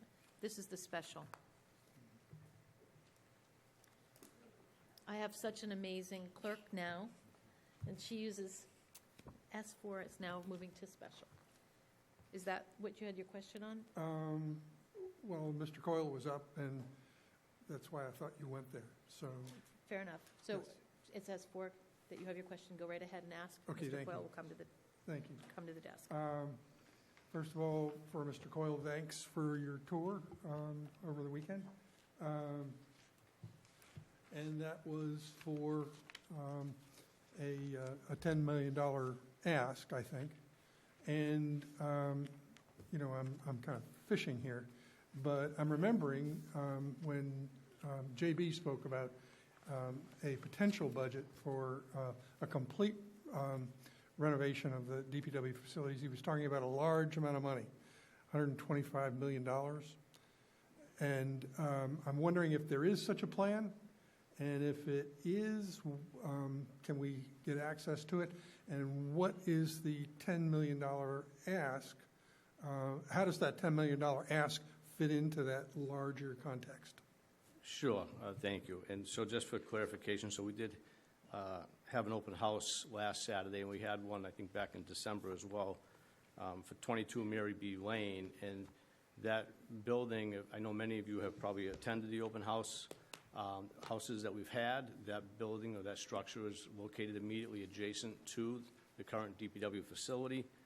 The building is about 12 years old, and what we are actually going before town meeting for is a request and appropriation of $3.4 million. And the reason we talk about the $8 to $10 million, and it's probably, we feel it's a very conservative number. We're hoping it will be less than that, but we'd rather come in with a higher estimate, but of what the total build-out for that building would be, because it's essentially, we're going to go in and remodel it from what it is today, which is significantly used for storage, and also for selling goods in the front of the building as well. But this will be built out for a DPW facility, which is more or less a lot of office space, which will comprise the highway department, the sewer department, the parks and forestry department, water department, facilities department, engineering department, and hopefully I didn't miss any, but pretty much every DPW division that we have. And so that we will be able to function much more efficiently, and also when town residents have any questions for us, they don't have to go to 4 different buildings. Right now, highways in one building, water and parks and forestry in another building, sewer is in another building, engineering is at town hall. So we're trying to put all of the admin staff in that one building, and we hope that that should serve the needs for at least the next 20, 30 years going forward. But your original question, access to the original design, obviously I was not here then, but my understanding is it was $90 to $100 million. And that was for a complete new DPW facility. It would have gone in, and I believe it was proposing to demolish the existing salt shed, which is actually in good condition, but I think they're looking to make room for extremely large garage to store every one of the DPW vehicles indoors, which would be a great thing to have. But obviously, given that cost, it's not something that I think the town, or probably most towns, can afford to do. So what we're looking at is, what is our real need? Our real need is space for admin. We really don't have room to hire another person, and where would we put that person? So I think a lot of you who did tour 159 Camelot saw that as well, and 169, I think it was Camelot as well. So I don't know if I answered your question, but hopefully I did. Yes, that's fine, thank you. Any other questions? I have one. So when we're looking at the budget and we're looking at the amount of money that we're being asked to approve this year, there are some real significant totals. That's alarming to a lot of taxpayers, because most of it is going to be borrowed. So when we think about, when I go in to think about town meeting, I look at priorities, and to hire workers is always a priority for me, because we need to be able to serve the people. When I look at this article, I struggle with approving it for myself, because I'm trying to understand what's the sense of urgency. Not that we don't need it, but do we need it now? And can you give me something greater than what you've just said that tells me why we need it this year, knowing how much we have to also approve? I think one of the main things to consider is this building is, when we were approached by the property owner, because we're the neighbors to them, recognizing there may be a need for the town to purchase the building. So if we do not purchase this particular building, then it'll go on the market, and I think it'll be a lost opportunity for the town. And it's a significant savings. The original proposal was $20 million for the admin building, so this is obviously a reduced cost to accomplish the same goal. Okay. So when you pitch this again, I would go with that, because we want to make sure that it's not that we just need space for an admin. Mr. Canty, you are warming up. I know you've got something to say. I am. Thank you. So as you heard previously, the plans to build the Ramses II Memorial DPW facility has been canceled. So the price for that was about $100 million. So now we're down to a potential of $10 million. So that's a savings right there if you want to look at it like that.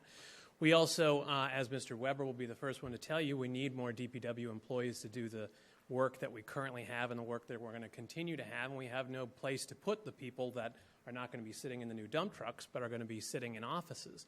This provides us an opportunity to have that solution in the near term for current and near-term future needs. And also the fact that this is an adjacent piece of property that isn't going to come up on the market very often. So if we don't buy this now, and then 5, 10, 15 years from now, when circumstances are maybe hopefully a little better, hope springs eternal, then it's going to be potentially something we would regret. And I think Plymouth, if we look back in our history of our planning, there's a lot of things that we regret. And this is an opportunity not to regret one more thing. That if we buy this now to meet a current need, we will have it, and then we will have 2 adjacent parcels. And if we ever need to expand our DPW facilities, that will be much easier and cheaper to do than it would be had we not made those decisions today. Mr. Canty, I think you've just sold many town meeting members on this article, so I appreciate your time in explaining that. Thank you. Happy to be here. And Mr. Tavares has a question. I guess this question is for Lynn, if you don't mind. I'm just curious, looking at the funding sources for this. I know we're going to be probably borrowing about $1 million, but I was not a town meeting member at the time, so I'm just curious what the 2014 new municipal center that's got $580,000 there. What's that? That is this building. Okay. I just want to sure. Okay. Very good. Thank you. All right, wonderful. Any other questions on S4? I took my glasses off. Ms. Adelman, go right ahead. Thank you. I remember back when we had a dire need to house W and the MBO building was for sale. And it sounds like the same scenario. The building's available, we better buy it or it will be gone. And now we know the MBO building didn't work out very well. So what's the guarantee that this new purchase will work out?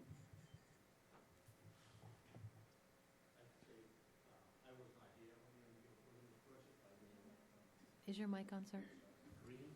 Yeah, thank you. I was not here when they purchased the MBO building, but having been here for a short time, I have learned that there was some concerns about what the use was previously. But I will say that that building is, to me, primarily garage space on both sides of the building. So when you walk through, in the middle of the building, maybe a third of the floor space, offices were constructed, kind of makeshift offices. It's not laid out very well. The offices are crammed. Where this building, I think it's going to be much better planned. We'll have professional architects and engineers working closely with DPW and DPW staff, laying out the footprint of the building, and it will be a much more efficient use of the space. And this building is 12 years old, and the MBO building, I'm sure, was much older than that when it was purchased. Could look into condition of it. It's certainly seen its better days. Thank you. Okay, we're moving on. Article 8, Facility Stabilization and Nuclear Stabilization Funds. Mr. Brindisi.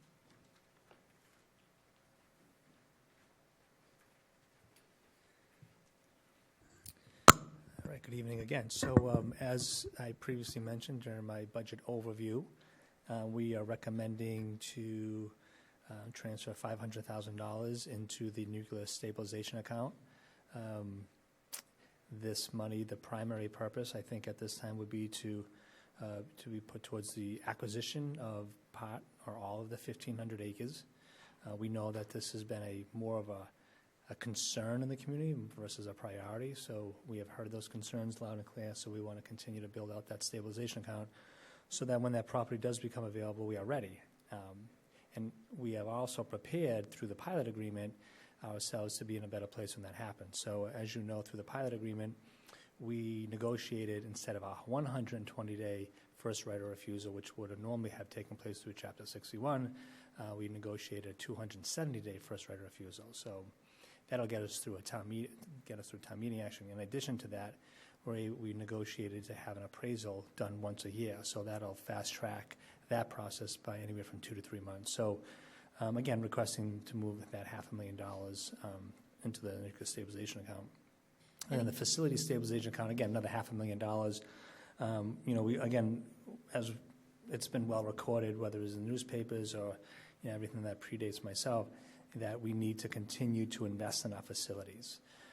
We cannot let our facilities degrade. We got to be more proactive. We have to put money towards preventative maintenance versus repairs. And so we continue to want to invest in those, and so that's why the purpose of the transfer would take place. I'm opening it up to questions. Seeing none, we're moving on. Article S9 is in the special. So hopefully these articles will be fairly quick. So 9A through 9D, a couple of them are housekeeping. So we have various exemptions available to seniors, and the state is sort of changing the chapter on those from clause 17D to 17E for 9A, and then on 9B, it's going from 17D to 17F, and those are for 17. The first one, 17E, is for the asset to be increased every year by the CPI, which is voted on or determined by the Commissioner of Revenue at DOR, and that it will adjust annually. So if we adopt this, then we don't sort of have to come back to town meeting and increase the amount. It'll just increase automatically with the Commissioner of Revenue's increase on CPI. And then same thing with the actual exemption, which is Article 9B on 17F. So the exemption will increase automatically based on the Commissioner of Revenue setting the CPI. Do you want me just to all of them? And then, okay. Yes, please. Article 9C is, again, we're adopting, we're changing the allowable, the calculation for the gross receipts, which a single non-head of household, to be the single non-head of household circuit breaker. So there'll be a threshold every year of what that number will be, and it would change every year as the state changes that circuit breaker amount. So it's just sort of, before we voted it as of a certain year with that particular value, but now this way, it'll increase every year, and hopefully more seniors will become eligible, under that. Same thing with 41D, that is the calculation of the income and gross receipts. Again, it would be based on whatever that circuit breaker is, and it would annually increase every year in hopes that more people would qualify. Thank you, Ms. Barrett. Yeah. Yep. I didn't realize that I missed it. Mr. Begley had a question on a prior agenda item. I don't know if we need to save it or... Yeah, let's do this. Let's finish with this one, and then we'll go back. Okay. All right, Mr. Begley. I'm opening it up to questions. Any questions on any of those items? Very good. We're moving on. Mr. Begley, what's your question?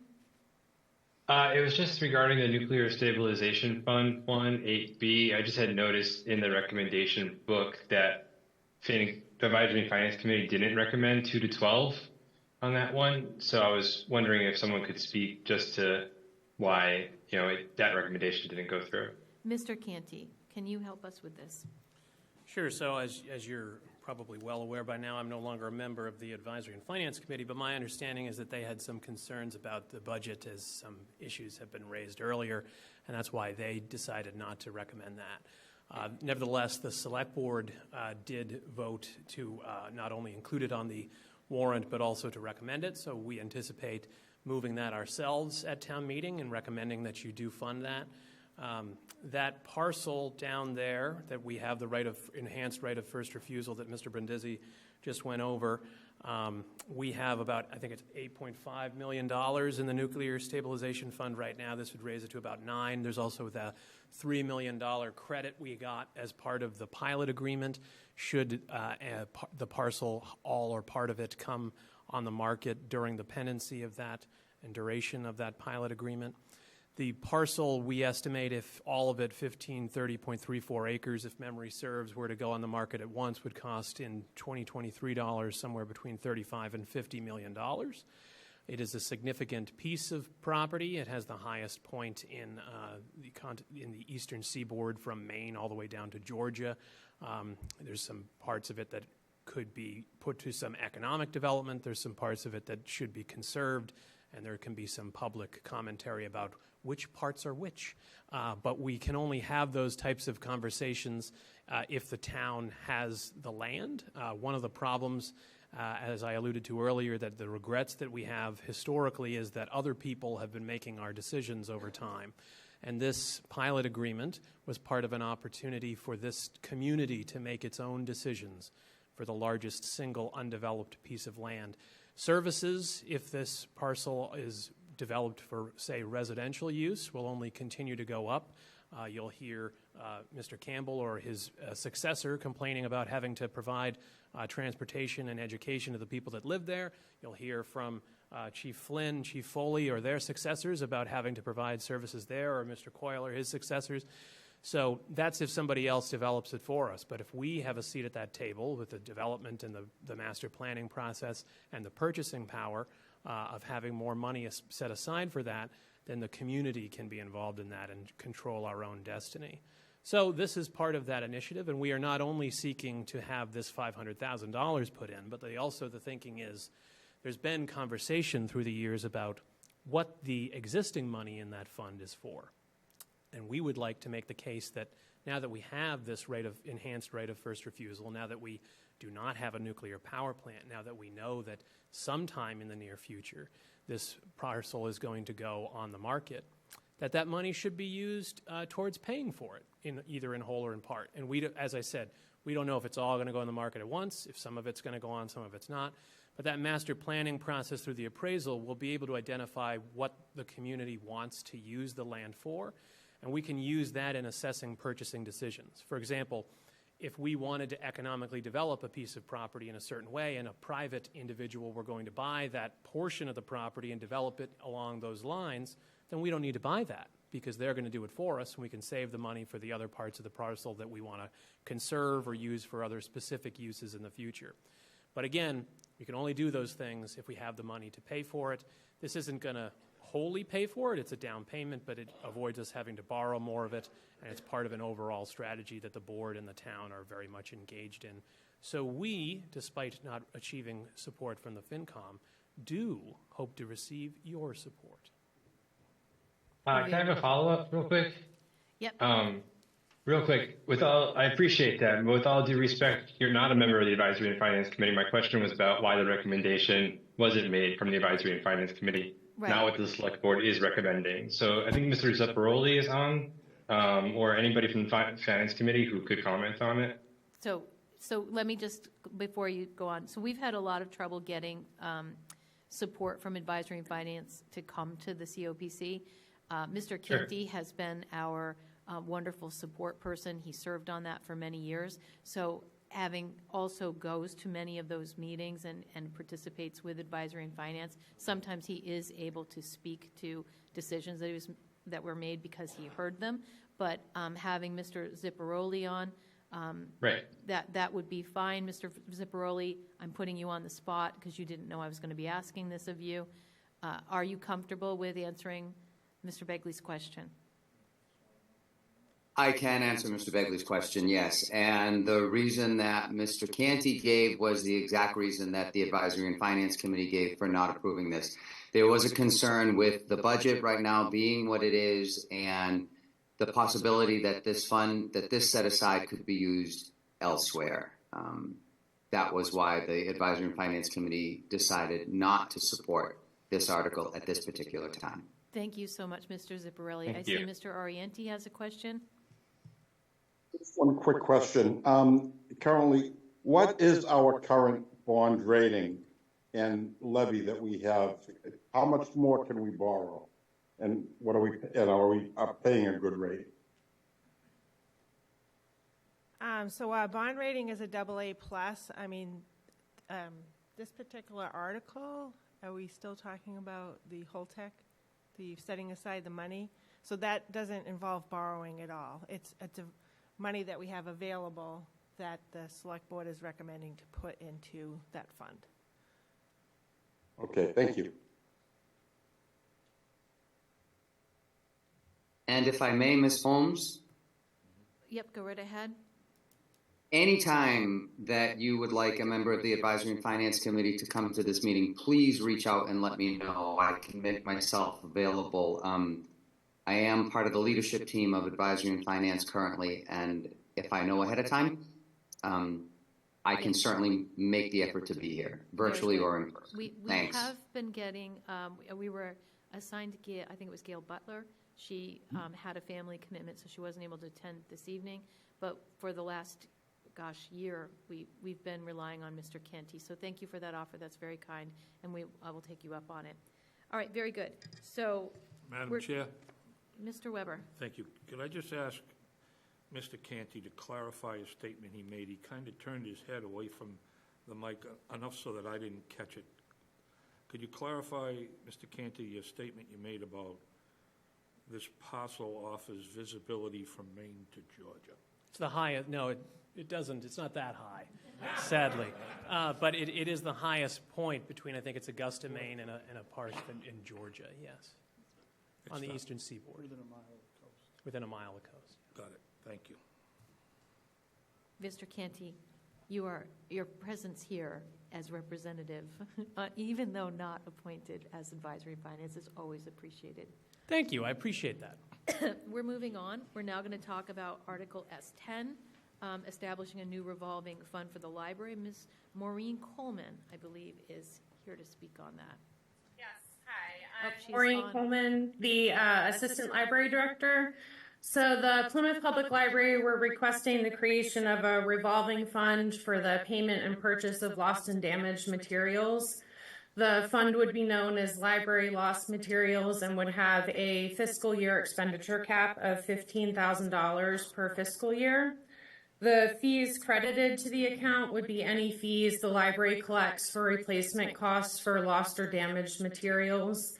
The fund would be used for payment of materials per our collection development policy and with authorization of the library director. Currently, the Plymouth Public Library Foundation has a comparable revolving account that would be dissolved upon the creation of a town revolving account. Very good. I'm opening it up to questions. Does anyone have any questions? I have one. So what is the expense that the library has every year for lost books or damaged books? Because I think they charge the resident for damaged or lost books. So can you help me understand why we need the money? Like what, if we're already charging residents for those things? Yeah, so we would use the money that was collected to buy replacement copies of the lost and damaged items. So it's a fund that's actually going to... Yeah, it currently was being, the library corporation was taking that money in and replacing and, it's on, I think, yeah, sorry. The library corporation was currently doing that, and they're no longer going to do that. So it basically represents a new revenue source to the town.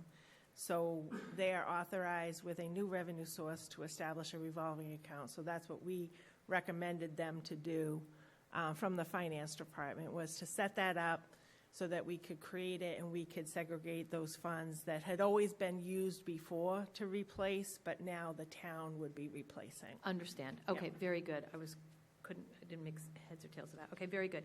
Thank you, Ms. Coleman. You're welcome to stay on for many more hours with us, or you can say goodnight. I actually might. This has been quite informative. Thank you. All right, very good. We're moving on. Article S11, the loitering bylaw. Welcome. Good evening, Dana Flynn, Chief of Police. Over the past several years, a number of our public parking areas, as you may or may not know, have become popular spots for gatherings of large groups of people. Where this activity is not unlawful or illegal in and of itself, due to the number of residential locations now and commercial locations associated with these parking areas, they're becoming a quality of life issue now to many of those adversely affected. We do respond to many calls to these areas. We do take what action we can. We try to keep our enforcement action at the lowest levels possible. But the problem still persists. So we believe we're presenting this bylaw to assist my officers to address these problems before they become a larger problem and to assist our constituents. I'm opening it up to questions. Does anyone have any questions on this loitering bylaw?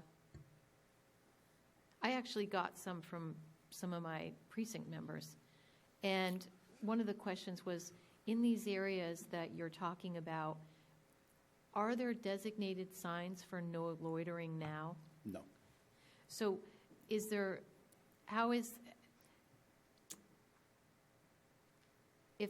shouldn't that be the first step?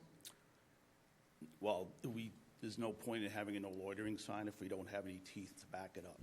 Okay. Right now, we do not have the ability to enforce a loitering sign if we don't have the bylaw in place. So the idea is we pass the bylaw, then you'll establish these designated areas where we know are problemed areas. Correct. And that will allow you to.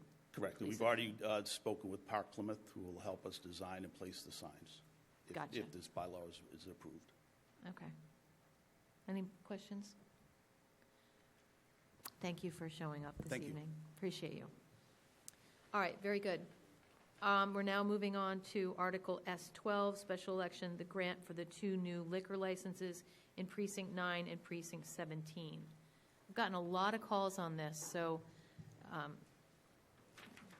I'm in 9, so I guess that makes sense.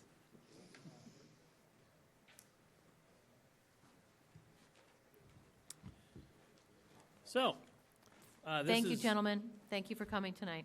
This is an article put forward by the Select Board to increase the number of liquor licenses that the town of Plymouth has through special legislation that would be submitted to the General Court. And the new liquor licenses that would be issued, were this to be approved by town meeting and then passed into law by the state legislature, would be forever geographically limited to the current metes and bounds of Precinct 9 and 17. So that's important to highlight because every 10 years with population growth in the census, precinct lines are redrawn. But if these are passed and by the town meeting as well as the state legislature, when Plymouth is hopefully celebrating its 800th anniversary, they would still be bound by the current metes and bounds of precincts 9 and 17. You might be asking yourself... Let's respect the speaker and let's hear it. We're having distraction. Okay. You might be asking yourself, why is there a desire or a need to have more liquor licenses in these areas? Well, the reason is because there's currently none. Current liquor licenses are primarily centered in the northeastern section of the community, where it all begins, as I've heard a number of times. But now, people are moving in large numbers to the southwestern portions of the community, and those people, when they want to buy liquor, are often going to communities like Wareham and Bourne to do so.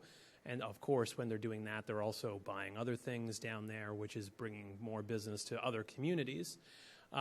Tonight you heard earlier in detail how the community needs to increase taxes in order to meet its needs, present and future. And that is going to be borne by taxpayers, residential and commercial. This is a good way to increase the commercial tax base. Now, 2 new liquor stores isn't going to solve all of our problems, sadly. But it's a good way to increase the tax base just with the stroke of a pen or the vote of a couple of legislative bodies, I should say. Because if these licenses are created, the businesses will come.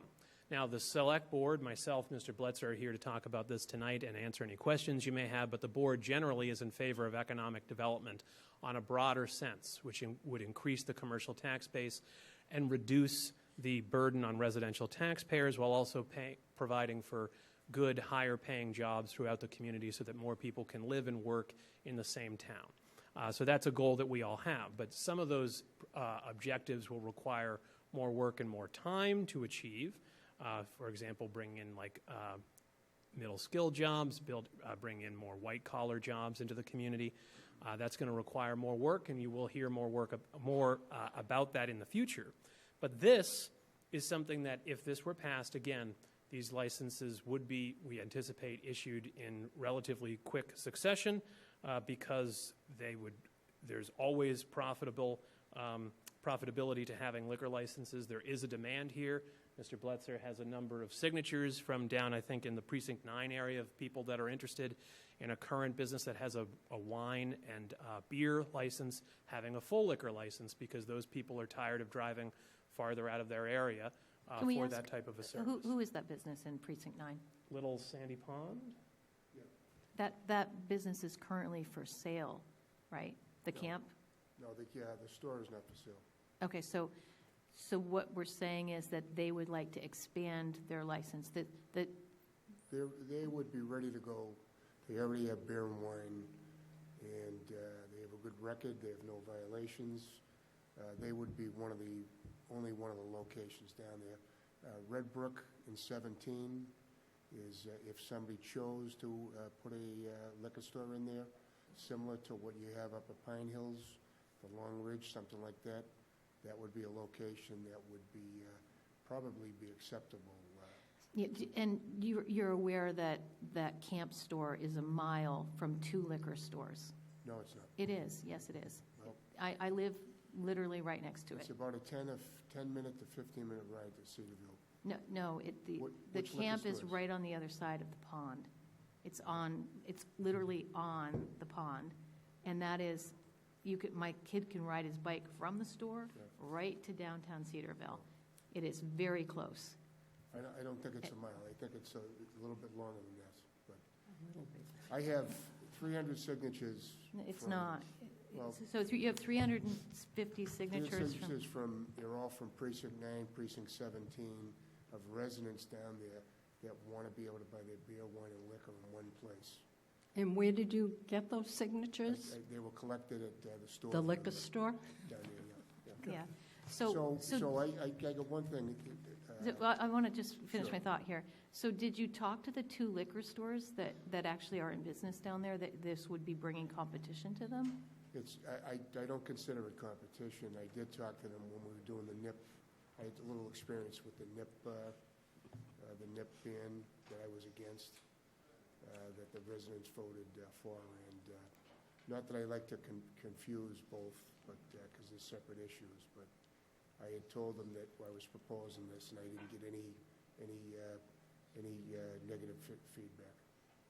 And Catherine, when we're presenting this at town meeting, we're going to show a map of where all the liquor stores currently are in Plymouth, and you will see a significant visible gap in the southwestern portion of town where these particular licenses are located. Yeah, we don't have that, and that's probably because we don't have that type of, we don't have a lot of residences down there. We have a lot of trees. Right, but so what's driving? Because people are moving down. So the reason that they're in the Northeast right now, concentrated in the Northeast, is that's where a lot of people were concentrated for a long period of time. Still where a lot of people are concentrated. But you're seeing, Mr. Bletzer brought up the issue of the comparison with Pine Hills. Pine Hills is similar to Red Brook in a lot of ways. Pine Hills has a liquor store in the center of their commercial area because there's a demand for those residents that want to not leave their neighborhood and still consume that type of a service. Red Brook isn't at the point where Pine Hills is right now. They're never going to be as built out as Pine Hills is, but they're kind of like a little, no offense, Joe, but a little Pine Hills Junior, I guess you could say. So you're going to have a similar situation. Oh, those are fighting words. You're going to have a similar situation there. Well, I'll get it back, don't you worry. But you're going to have a similar situation there where people, they're going out there right now, and I've been down there many times, as Joe can attest, to the restaurant there, to the market there. They have an ATM there that serves as they have a fitness center, a YMCA. So they have a lot of other village center things, but they don't have a liquor store there, right? Whereas Pine Hills does. And Pine Hills has all those other things and a liquor store because there's demand for all of that stuff down there. Right, but I'm talking about Precinct 9. Well, but the important thing, Catherine, is the perpetuity that these are regulated to these areas is right now there's only these two areas where these things could go. The Red Brook is currently zoned in that way, and then that one specific part in Precinct 9. But remember, liquor licenses over time can transfer to other places. These ones can never transfer outside of 9 and 17, but they could transfer within those areas as those areas continue to grow. I know the area of Plymouth that I grew up in, West Plymouth, I was born in the 80s. My area of Plymouth was built in the 70s. Prior to that, it was all woods and trees, and a long time ago it used to be cows and things of that nature. So these areas change over time.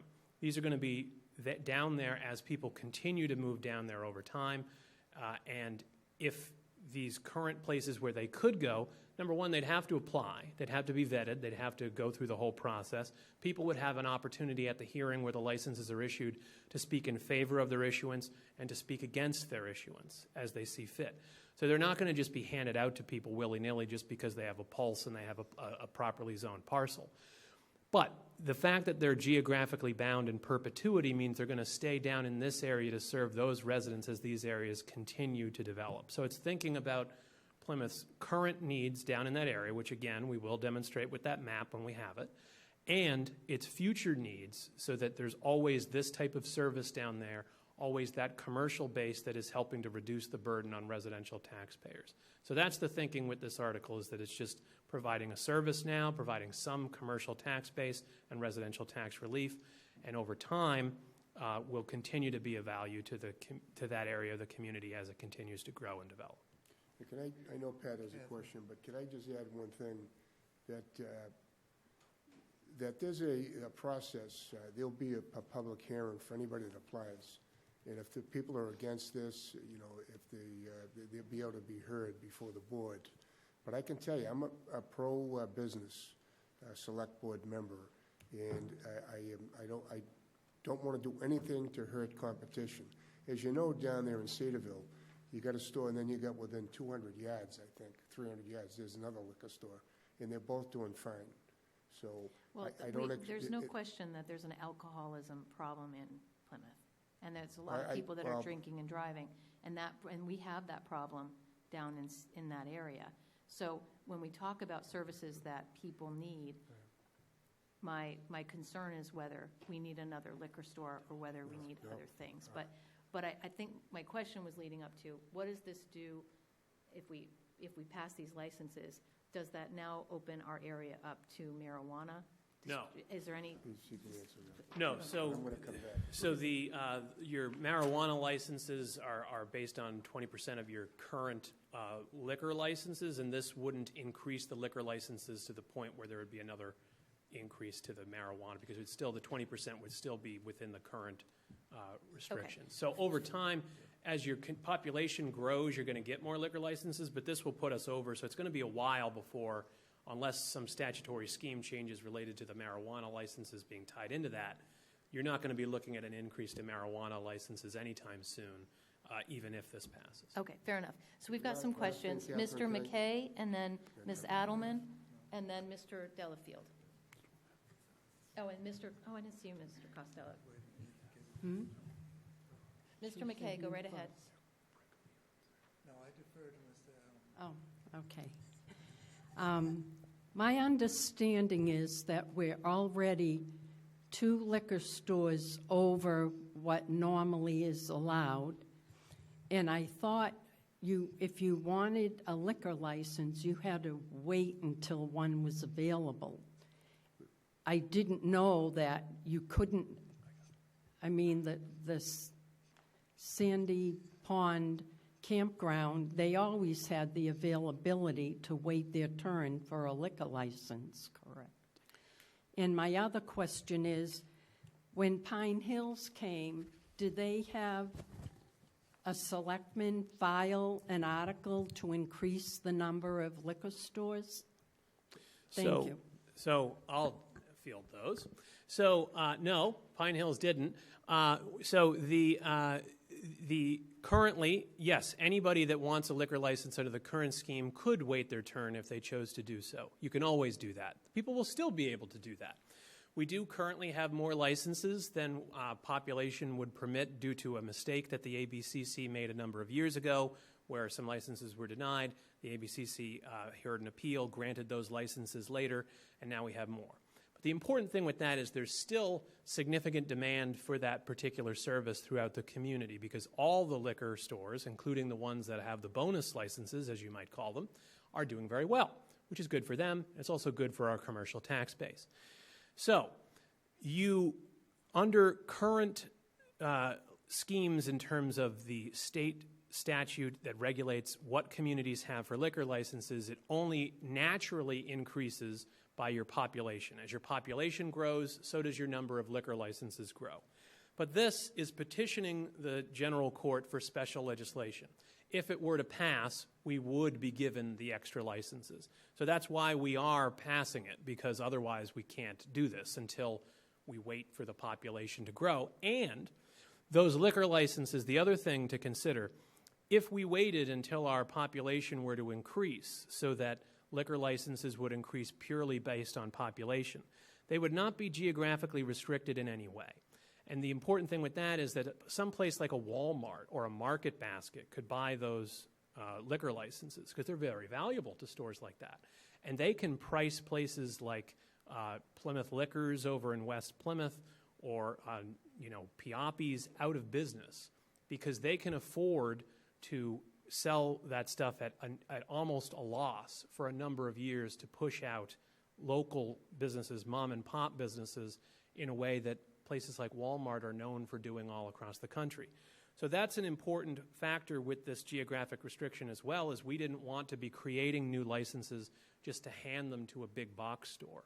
We're trying to provide for a service in a specific area that's going to be like a mom and pop type location because of the zoning in those areas. Walmart's not going to pick up their store at a Colony Place and plop it down in Walmart just because a liquor license, plop it down in Red Brook rather, just because a liquor license became available. This is designed to provide a service down in that area and not provide competition to currently existing liquor stores throughout the community. Fine. Mr. Delafield and then Mr. Costello. Yeah, I guess my concern, having been in 16, which was originally in that, and having you realize that we didn't want a liquor store in 16, I am worried about why this is coming up at this time, what the demand is at this time, as opposed to the future. This type of additional liquor license we could vote on at any time, and we could vote under the same circumstances you are when possibly it was more necessary. And the second thing is I get concerned on a number of issues about mixing this economic development and residential development that I hear about and its compatibility with the existing master plan for Plymouth, which calls for that area all to be very rural residential.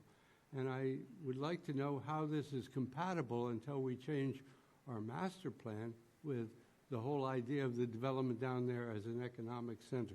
Sure. So I'm vice chair of the Master Plan Committee. I'm also well aware that the areas that we're talking about here are currently zoned to accept these types of businesses.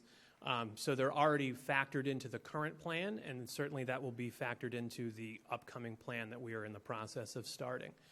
So a lot of the areas down in 16, which was originally included, is no longer. 9 and 17 are zoned in a rural way. Red Brook is zoned in a different way because of the unique characteristics of that particular community. And a small portion of Precinct 9 is zoned in a way to allow this type of business currently. But again, this is something that, if passed, would stick around in perpetuity as things change over time. So they could only go to a limited number of spaces currently, but as zoning changes over time, and I'm not saying in the near future, the zoning down there might not change for another 50, 75, 100 years in the ways that we're talking about. But these licenses will stick around for a long period of time, and they would be able to be transferred within that area as these areas of Plymouth continue to grow and people continue to move there. So they are consistent with current zoning because they're zoned to accept those types of businesses currently, and they will continue to be consistent as that zoning changes and grows over time, because they'll still only be able to go into places that are zoned that way through the public zoning process, through your planning board, and through town meeting action. So that will constantly be something that yourself or your successors will have input over. Mr. Costello. Yeah, I just had a quick question, and you've actually touched on it a little bit. Is there any precedent in any other community that you are making these geographically restricted? I mean, could we have a challenge from someone that lives in another section of town in a different precinct to say, how can you make provisions that a certain precinct gets a license and not the rest of the town? Is there any legal precedent? So we had town council look into that and structure these licenses consistent with other communities that have done similar activities, and it is legally permissible for us to do it in this way. And they feel there'll be no backlash, there'll be no one that comes in? Correct, because it will be a publicly handled process. We've also received input from ABCC about the process that they would recommend that we go, that we put out, we invite people to apply for both licenses at the same time, invite every applicant that wants these licenses to have a hearing at the same time, and review them concurrently. Now, that doesn't obligate us to give out both licenses if we don't like all the people that applied and they don't meet the basic criteria for that.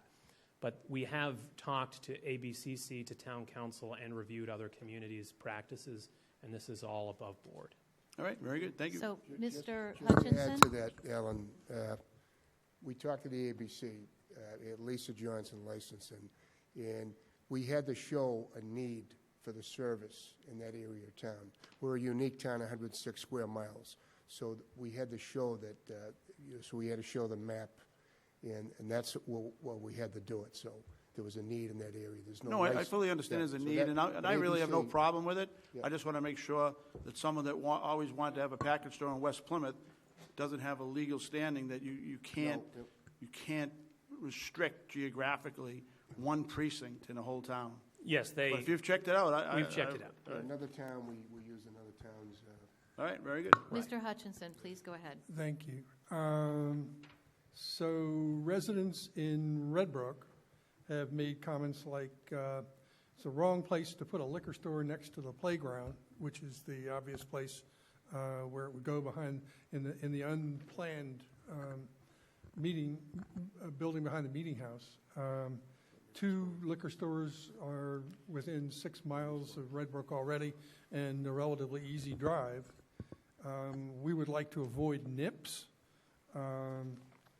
Will there be constraints on the size of a store? They don't want a Cappies, for example. I mean, people who are applying for a license can move into that size of a parcel.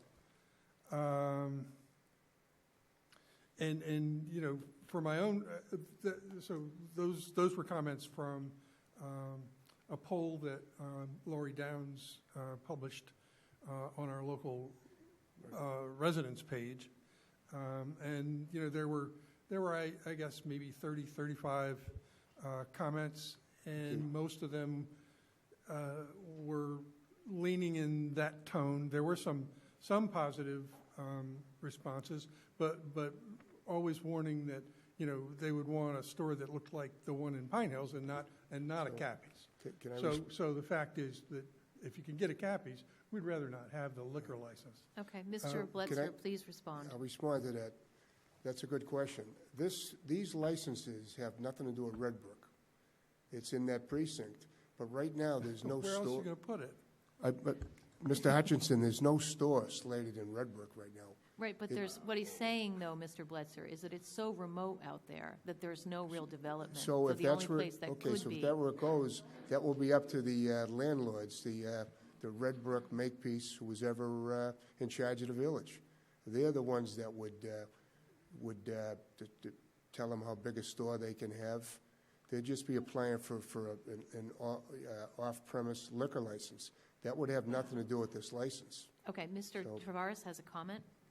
I mean, with all due respect, Mr. Bledsoe, and I'm not really sure where to land on this, but there's definitely plans for a store in Red Brook. I mean, they're advertising it. You can drive through there, and there's huge billboards right near where they're also going to put in the post office area. That being said, I'm actually going to draw a line here, and I lean towards this and in favor of it, but I am going to kind of look at a line here that I don't think is being spoken about. Makepeace has been, and Red Brook has been, a very good partner with the town, donating land. We're looking at an article in this same town meeting regarding, development and affordable housing. And there is a perception that I have heard that this looks like the thank you. So I just want to be careful when we're proposing this. There's a lot going on with Red Brook, but to the point, there's definitely a store being marketed there. And I would caution the board when doing this that there's a perception out there that it's a little bit pay to play. I don't agree with it. I agree. I'm leaning more towards this, but I just want to let you know. And I can I'm explain. sorry? Maybe I can help your perception. Sure. Starting this article was long before I ever had any conversation with anybody in Red Brook. Long before. They knew nothing about this. So it was long before that. My intention, how this started, is I had residents, and I have relatives that live down that area, and I have friends that live in Red Brook, and they talked about the liquor, how they go to that campground, and they get beer and wine. There's no liquor stores there. So I looked into how to do this. That's how this all started. And it's a long process, and this gentleman wanted to know why now. Because somebody asked, how do you get more liquor license? I looked into it, and this is where I come up with. This has nothing to do with Red Brook, and I have nothing to do with, I voted against the Red Brook, just for the record here right now, for the perception. I voted against the Red Brook project, okay? So, I take offense to a couple of things that have been said tonight. I really do. We don't talk like that here. We don't talk like that here. I take offense, and I'm telling you. So here's simply what I stand for. People are going to Wareham and Bourne, spending money at tax revenues. I want to keep them in Plymouth, and I want to provide a service to the residents of Plymouth down in southwest Plymouth. And I'll leave you with this. As a former town meeting member and an elected select board member, I represent the residents and taxpayers of Plymouth. I leave my personal opinions. We I all leave do. my personal opinions aside, and I hope that everybody does the same thing. Thank you. That's all I'm going to say. Okay, great. So is there any other questions? I have a point of order, Madam Chair. Yes, Mr. Golden. Due respect to the chair and the last several of my colleagues who have recently spoken, I feel as though the application of the rule that we are to be asking questions has gone out the window here. Thank you. I would like to return to standard decorum. Thank you. Very good. So is there any other questions? Okay, very good. We're moving on. We are now going to talk about the amended zoning bylaw for solar. Thank you for waiting so patiently.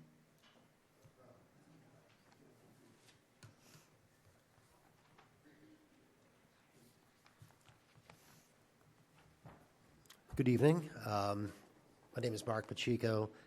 Glancing at the agenda tonight, I learned that I've been elected to the Massachusetts State Senate, and I'm in fact the Dean of the Senate.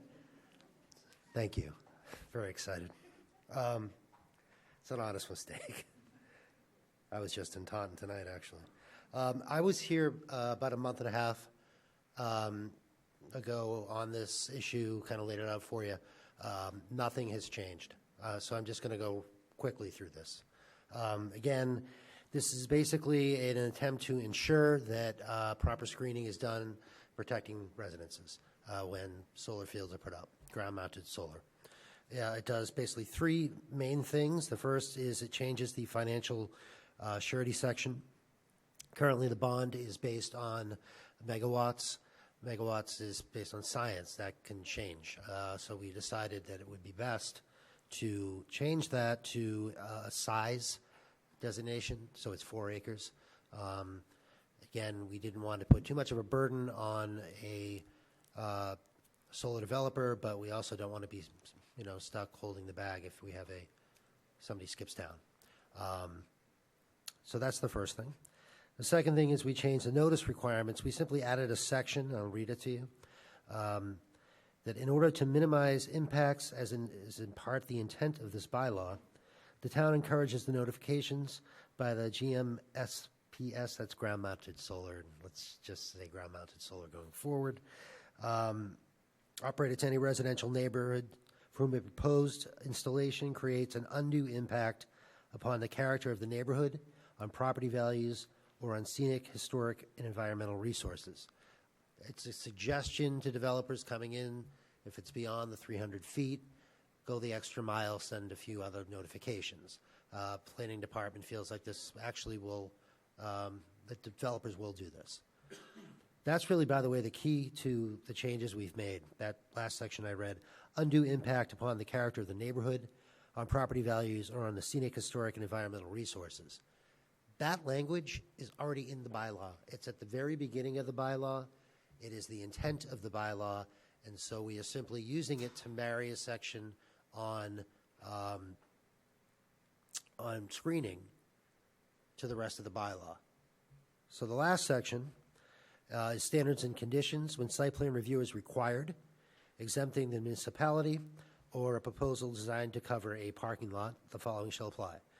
An applicant shall present to the town for planning board review recommendation a stamped engineered plan which includes screening as defined by the bylaw. So again, there is already screening in the bylaw. There's just nothing that said you had to do it. And that's what we're creating here. So they have to come in with a stamped engineered plan. Can't do it on the back of a napkin. It's got to be a real thing. So the plan must accomplish the goal of largely minimizing the impacts of the solar facilities on surrounding residential properties. What are the impacts? I just read them to you. Undue impact upon the character of the neighborhood, property values. Again, things that are already in the bylaw. We're not coming up with any new verbiage or any new language. That undue burden is established by the planning board in consultation with inspectional services.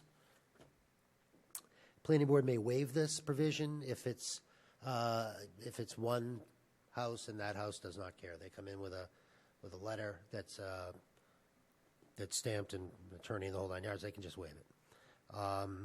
Lastly, the planning board has to make a recommendation to inspectional services, and this is the plan that has to go forward. We're not leaving screening to the whims of whoever takes a look at it down the line. Lastly, we put in severability. So again, not a change at all from what you heard last time. Again, we have a unanimous recommendation of the Energy Committee. I have a letter to that effect. We have unanimous recommendation of the Board of Selectmen. We have a 4-0 vote from the Planning Board. Unfortunately, Mr. Peck could not be there that night. And we have a unanimous with one abstention from Finance and Administration. Did anyone have any questions? Very good. We're opening it up to questions. Anything that we want to cover? It's Okay. getting late. Yeah. I appreciate you. Thank you so much. Thank you. I'll see It you looks like guys. we're good. We're going to move on. Article S8, Community Preservation Committee reductions of borrowing. Yeah, so we sort of touched on this at the meeting 2 weeks ago because we were talking about paying down of debt in the annual town meeting. So we sort of went over, there's 3 articles in the special. One for Pilgrim Hall Museum, where we're going to start to reduce their debt by a vote of recommending $733,201 from a previous article, that the purpose of that article doesn't exist anymore, so we're going to use those funds on that. B is Stevens Field. We're going to continue to pay down on that one to the tune of $562,846 from available undesignated fund balance. And then the Spire Center, we're going to pay down 500 of the 600,000, and also do that out of undesignated fund balance. Any questions on anything that's been covered here? Seeing no questions, thank you, Ms. Barrett. It's been lovely. You're welcome. You are Thank you. you are awesome, and we appreciate you. Okay, old and new business. Couple things. We're not going to be approving minutes tonight. We're going to send out the 2 versions of the minutes that we're going to be approving in soft copy. You'll get those. We'll review them at the next meeting. Upcoming meetings, don't forget, we've got the motions meeting on March 27th at 7:45 a.m. and town meeting presentation and preview on March 28th at 6 p.m. Is there any other old or new business that needs to be covered?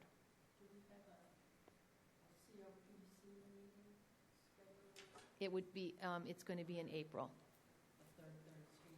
The third Thursday in April. We will, I think we have all met so many times. I don't think that there's really a need to meet twice in April, so we will be resuming on the third Thursday of April. Very good. And then now we're going to move it to public comment. Seeing none, Mr. Brewster. Motion to adjourn. All those in favor? Aye. Good night, everyone. Drive home safe.